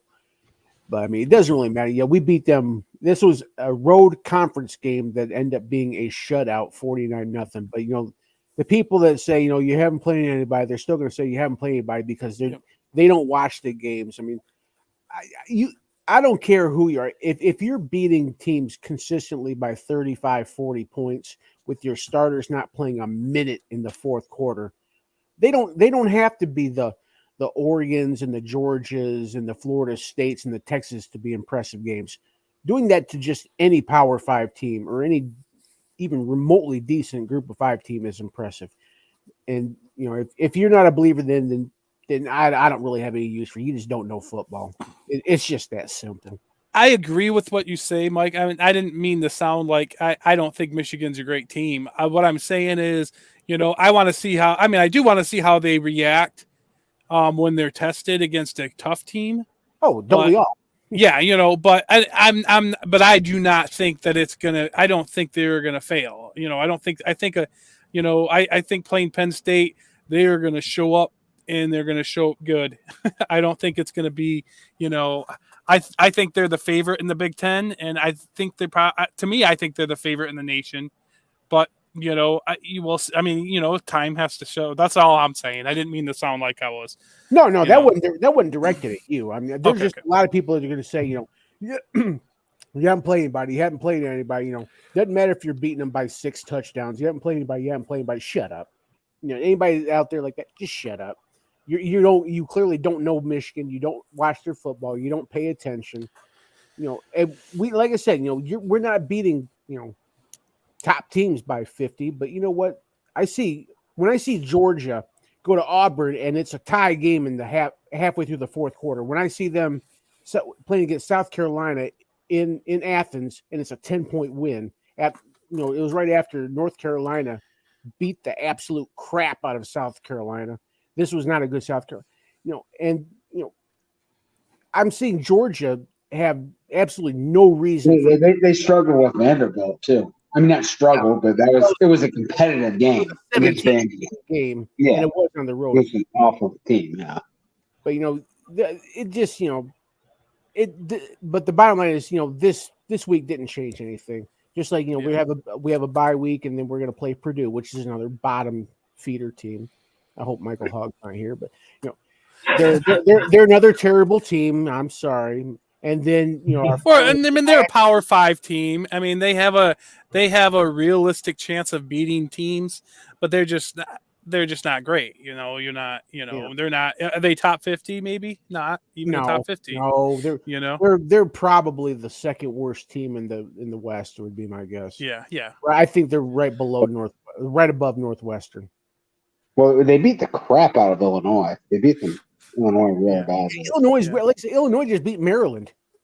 Yeah. So I mean, and I believe they beat them at Maryland. So I mean, you just. I just don't like saying any teams like bottom feeders. I mean, you can't disrespect them that much, I mean, look, like here, like what Felipe says, and a lot of us have this opinion when we're looking at Michigan. But guess what? When you're blowing out teams or shutting out teams, that's still impressive because it's hard to shut out any team, no matter who they are. On the road. Yeah, well, on the road, even at home, to not give up a field goal, even. I mean, that's hard for any team to do. So at the same time, it's still impressive because you're out there doing what you're supposed to do. Actually, what says the most to me about Michigan and against any, I'll put them against any team, and it's their discipline. They are very disciplined. Their third string comes in and they're disciplined. I mean, we have seen the difference. I mean, we started seeing some penalties come in when their fourth stringers started coming in. We started seeing more penalties. But Michigan does not does not commit penalties. They're probably the least penalized team in college football. They're up there. They may have dropped because they had some penalties, but I don't know. I mean, I don't know who's even. Usually service academies are towards the top of lowest penalized per game, but we're going to be up there. Yeah, but I mean, it also helps when like every game is a scrimmage, every game's a practice, basically. So you're not going to have those high intensity moments where penalties are more likely to reveal. Well, I mean, I understand that too, but even then, I mean, you still are playing against athletes on the other side of the ball, and to be able to hold composure and not have offsides, and that says a lot. I mean, what you do in practice, even in practice, the way you perform in practice shows what you're going to do in a game.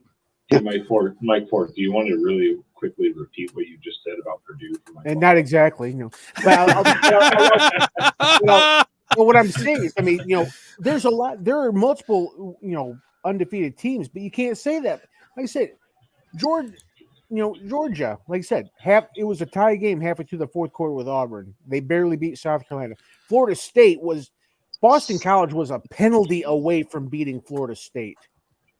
Washington has looked like crap against both Arizona teams. Oklahoma was Central Florida was a blown 2-point conversion away from taking Oklahoma to overtime. So, I mean, you can say, oh, well, it's you played nobody. Okay, so why isn't Oklahoma beating Central Florida by 40? How come Florida State isn't beating Boston College by 35? If it's that easy, you guys go out and do it. Until you then shut up. Ohio State. If Marcus Freeman could count to 11, you'd have a loss on your record. So I'm fired Ford up. Look, Ford is on fire tonight. Yeah, I know. Well, so is Mark. He's still in here. I don't know why Mark's still here. Go edit a video, Mark. Yeah, I'm kicking you off your own channel. He can't. Already tried. He can't do it. We don't have that type of power. My rant is over. And no, look at that. Auburn is better than anybody. No, Rutgers would beat Auburn. I'm sorry, they would. I don't know about that. I don't know about that. I think Rutgers is 6-2. I have no reason to think that. Actually, and Auburn would more than likely be favored in that game. But I'm sure they probably would. On a neutral field. Yeah, I'm not ready to say that. But Rutgers was losing by 18 against MSU, and still going into the fourth quarter, and still won. Yeah, that juggernaut Rutgers passing game bailed them out. averaging like 120 yards a game. But I mean, we're talking about we played a UNLV that's going to probably be at worst 10-2 this year. I mean, now is this a power? I want to answer Mark's question here. Why do people assume Ohio State couldn't score from the 1 yard line if Notre Dame had 11 players? Because they barely scored. They barely made it. If you would have threw that guy in, everything's different. Everything's different about that play. And if there's a defensive end standing there, the defensive end would have been there. Well, but the whole. Sorry, Mark, but that's probably about one of the. That's a homer. That is a Ohio State homer comment right there, Mark. No, everything about that play is different. Clearly, Ohio State could give a yard. Yeah, they hadn't the whole night, and then only time they actually moved the ball, and it was when there was 10 players on the team. Well, Come on, Sean, you got to admit it. The problem is then they ran that play specifically because there was no defensive end there. It's a completely different play if Notre Dame has 11 players. Yeah, Jackson showed the photo. I think he's trying to find it right now. I see him working here, and there's no one there on that side. That I'll give you, Jordan. That I will give you. I will give that. But to barely do it does not show how tough you are.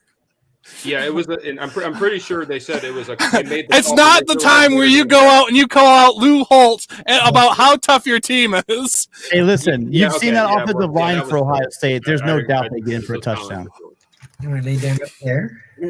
We can't go replay the game. If they knew that there was only 10 people there and they called it specifically, then you don't call out Lou Holtz about your toughness when you barely got it. You know what, Mark? You get to work next Sunday then. I'm not doing my special show next week then. You get to work next Sunday. Now it's fun. He's over just a little bit. Mark is on fire today. I don't know what's going on. Consecutive plays. Whoa. Cat ass. Where am I getting? Cat ass. Steve, we need to censor hole on my screen. This is. Jeez. Yeah, he got up and wanted to play. And Munas. Yeah. He'll host this circus once. You don't want. Yeah, there's no rules really here, Mark. So that's kind of the difference. I think the one thing that Mark's likes more than AP polls and where game day is going to be next week is hosting panel shows. I think that's his other favorite thing in life to do. And I won't say there's no rules. I know of one rule for sure. Yeah, don't piss me off. That's what it is, Mike. Don't get USC going. Don't get Michigan going. Don't insult Ohio State. And try not to use too much damn language. Hey, we got a special guest. What do you know? Kitty Cat. Hey, Spazzy Cat. What's up? Am I allowed to say that? Did that cat get a spray on the camera? I hope not. God. No. Thought it was Bucks. I thought it was the Buckeyes mascot for a second. I'm just kidding. I thought it was a real life reincarnation of a skinny version of Garfield for a moment. All right, this thing's gone off the rail, and we've gone here. Yeah. I mean, this is going to be. I even said before we went live. This is going to be a short show, hopefully. Yeah, thanks. And then we went on some tangents, randomly, as we tend to do. And we didn't even talk about the signing scandal. We didn't even talk about that. We didn't talk about next week. Hardly we didn't do anything. This is for anyone just watching the show. This is what people like us do. We can just sit here and talk college football for hours for no reason at all. Really? Mark is not helping either. Who needs a reason? Football and crap. Yeah, those are two great. Well, Mark's not. I'll tell you what, and anyone that's just watch. I learn a lot from these guys. These guys know some stuff about football. Some of you. I'm not gonna single anybody out. Some of you. Hey. But it's great. I love the discussions. I hope. I didn't know it to be 2.5 hours, Ben. Well, Connor wants us to stay here for another hour, apparently. Connor, no, that's not happening. It's not happening. That's not happening. Yeah, good God. Yeah, If I'm on the is East gone. Coast. It's gone It's way way too too long. I mean, not to spend an hour on it, but what are the big games next week? Is there much? I didn't Well, there's look. Oregon, Utah, Duke, Louisville, Florida, Georgia. Oregon, Utah. So good. Oregon at Yeah, Utah, I I think mentioned could be that, a good Oregon, game. That's gonna be Utah. that's gonna be my most, if I'm gonna watch any game, it's probably gonna be that one. I'll probably watch the cocktail party. Yeah. I'll probably watch Oregon, Utah, honestly. I mean, I love Florida, Georgia, but I feel like I'm going to be watching more of Oregon, Utah than Florida, Georgia. I wonder who I'll be in Madison next week for the Buckeyes and Badgers. So, and it really? will be my what? You're gonna be at the game? Yeah, Awesome. it's my birthday too. Hey, happy birthday! Yeah, thanks. I'll be celebrating my 21st birthday next week for the 15th year in a row. So, No, I was like, you're going to God be 36 damn. years old, man. I almost feel bad if birthday, Ohio man. State loses next week now. Nope, You I don't- won't, you don't- but still. you won't feel bad if Ohio State loses next week? I can't even feel bad. I'm Well, I won't feel bad either. It ain't going to happen. No, you shouldn't. You shouldn't feel bad. I hope the bye beats you guys. I mean, shit. And yes, Like, Oregon. what do you know? Michigan faced their toughest opponent of the year so far, and couldn't overcome it. It'll be the first yes, week to Oregon that's Ute. by 30. Yes, to Oregon Ute. Game day is going to Utah next week. Number 13 versus number 8. 8 Yeah, and 8 that'll people. Yeah. Well, and also next week, we're going to see Ohio State, Wisconsin. Mark says, don't be surprised if Ohio State gets tested at Wisconsin. That is a possible loss. Oh, do you say that's a possible loss? No, I don't see it. I don't see that one. I mean, I don't know about that. possible. Only But thing is, Mark did kind of call the Ohio State beating Penn State, and I That was wasn't thinking an it was o- going to be Penn State. I was like, only reason I thought Ohio State was going to win is because it's Ohio State, Penn State. But if I would have looked at like the just from looking at the teams play, I thought it was going to be Penn State. it was Ohio State versus Penn State in Columbus, and Ohio State was the better team. This was not anything close to an upset. Man, Ohio I don't State- know. Ohio State can losing see to Washington is an upset. It's a considerable upset. Well, I mean, like we have seen this year, though. Teams coming off of a huge game on the road against a competent opponent. You know, we saw Washington and Arizona State. I wouldn't be surprised if it's an ugly performance. I'll just be stunned if they lose the game outright. Like, I give very little chance of that actually happening. Well, unfortunately, I'm the dictator of this damn show.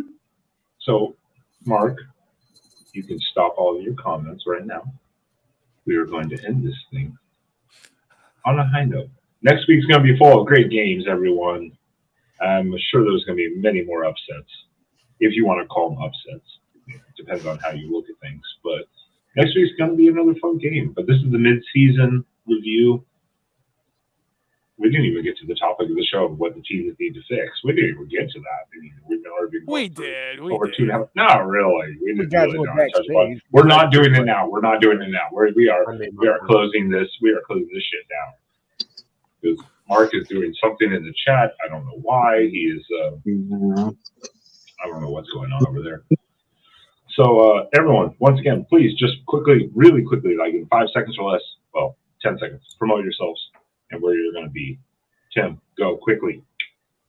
I'll be on one of 85 shows this week on the Voice of College Football on various stopping places, starting with tomorrow night at 8 p.m. Pacific with Mark, Matt, and I talking Trojan football. Jordan, go.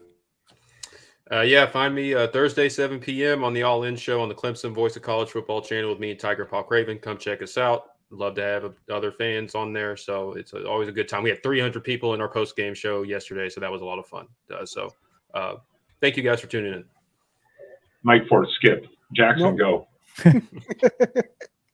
Tuesday night will be episode 14 of the Jacksonian, where I have Tony Altamore, the author of Deja Vu, Wild History Timeline, Rise and Fall of the Pac-12 and the Pacific Coast Conferences, where we go over the good, the bad, the ugly of the history of what happened and what could have been done that fits the Pac-12 and the Pacific Coast Conference. It's going to be a fun one, so stay tuned. Spaz, go.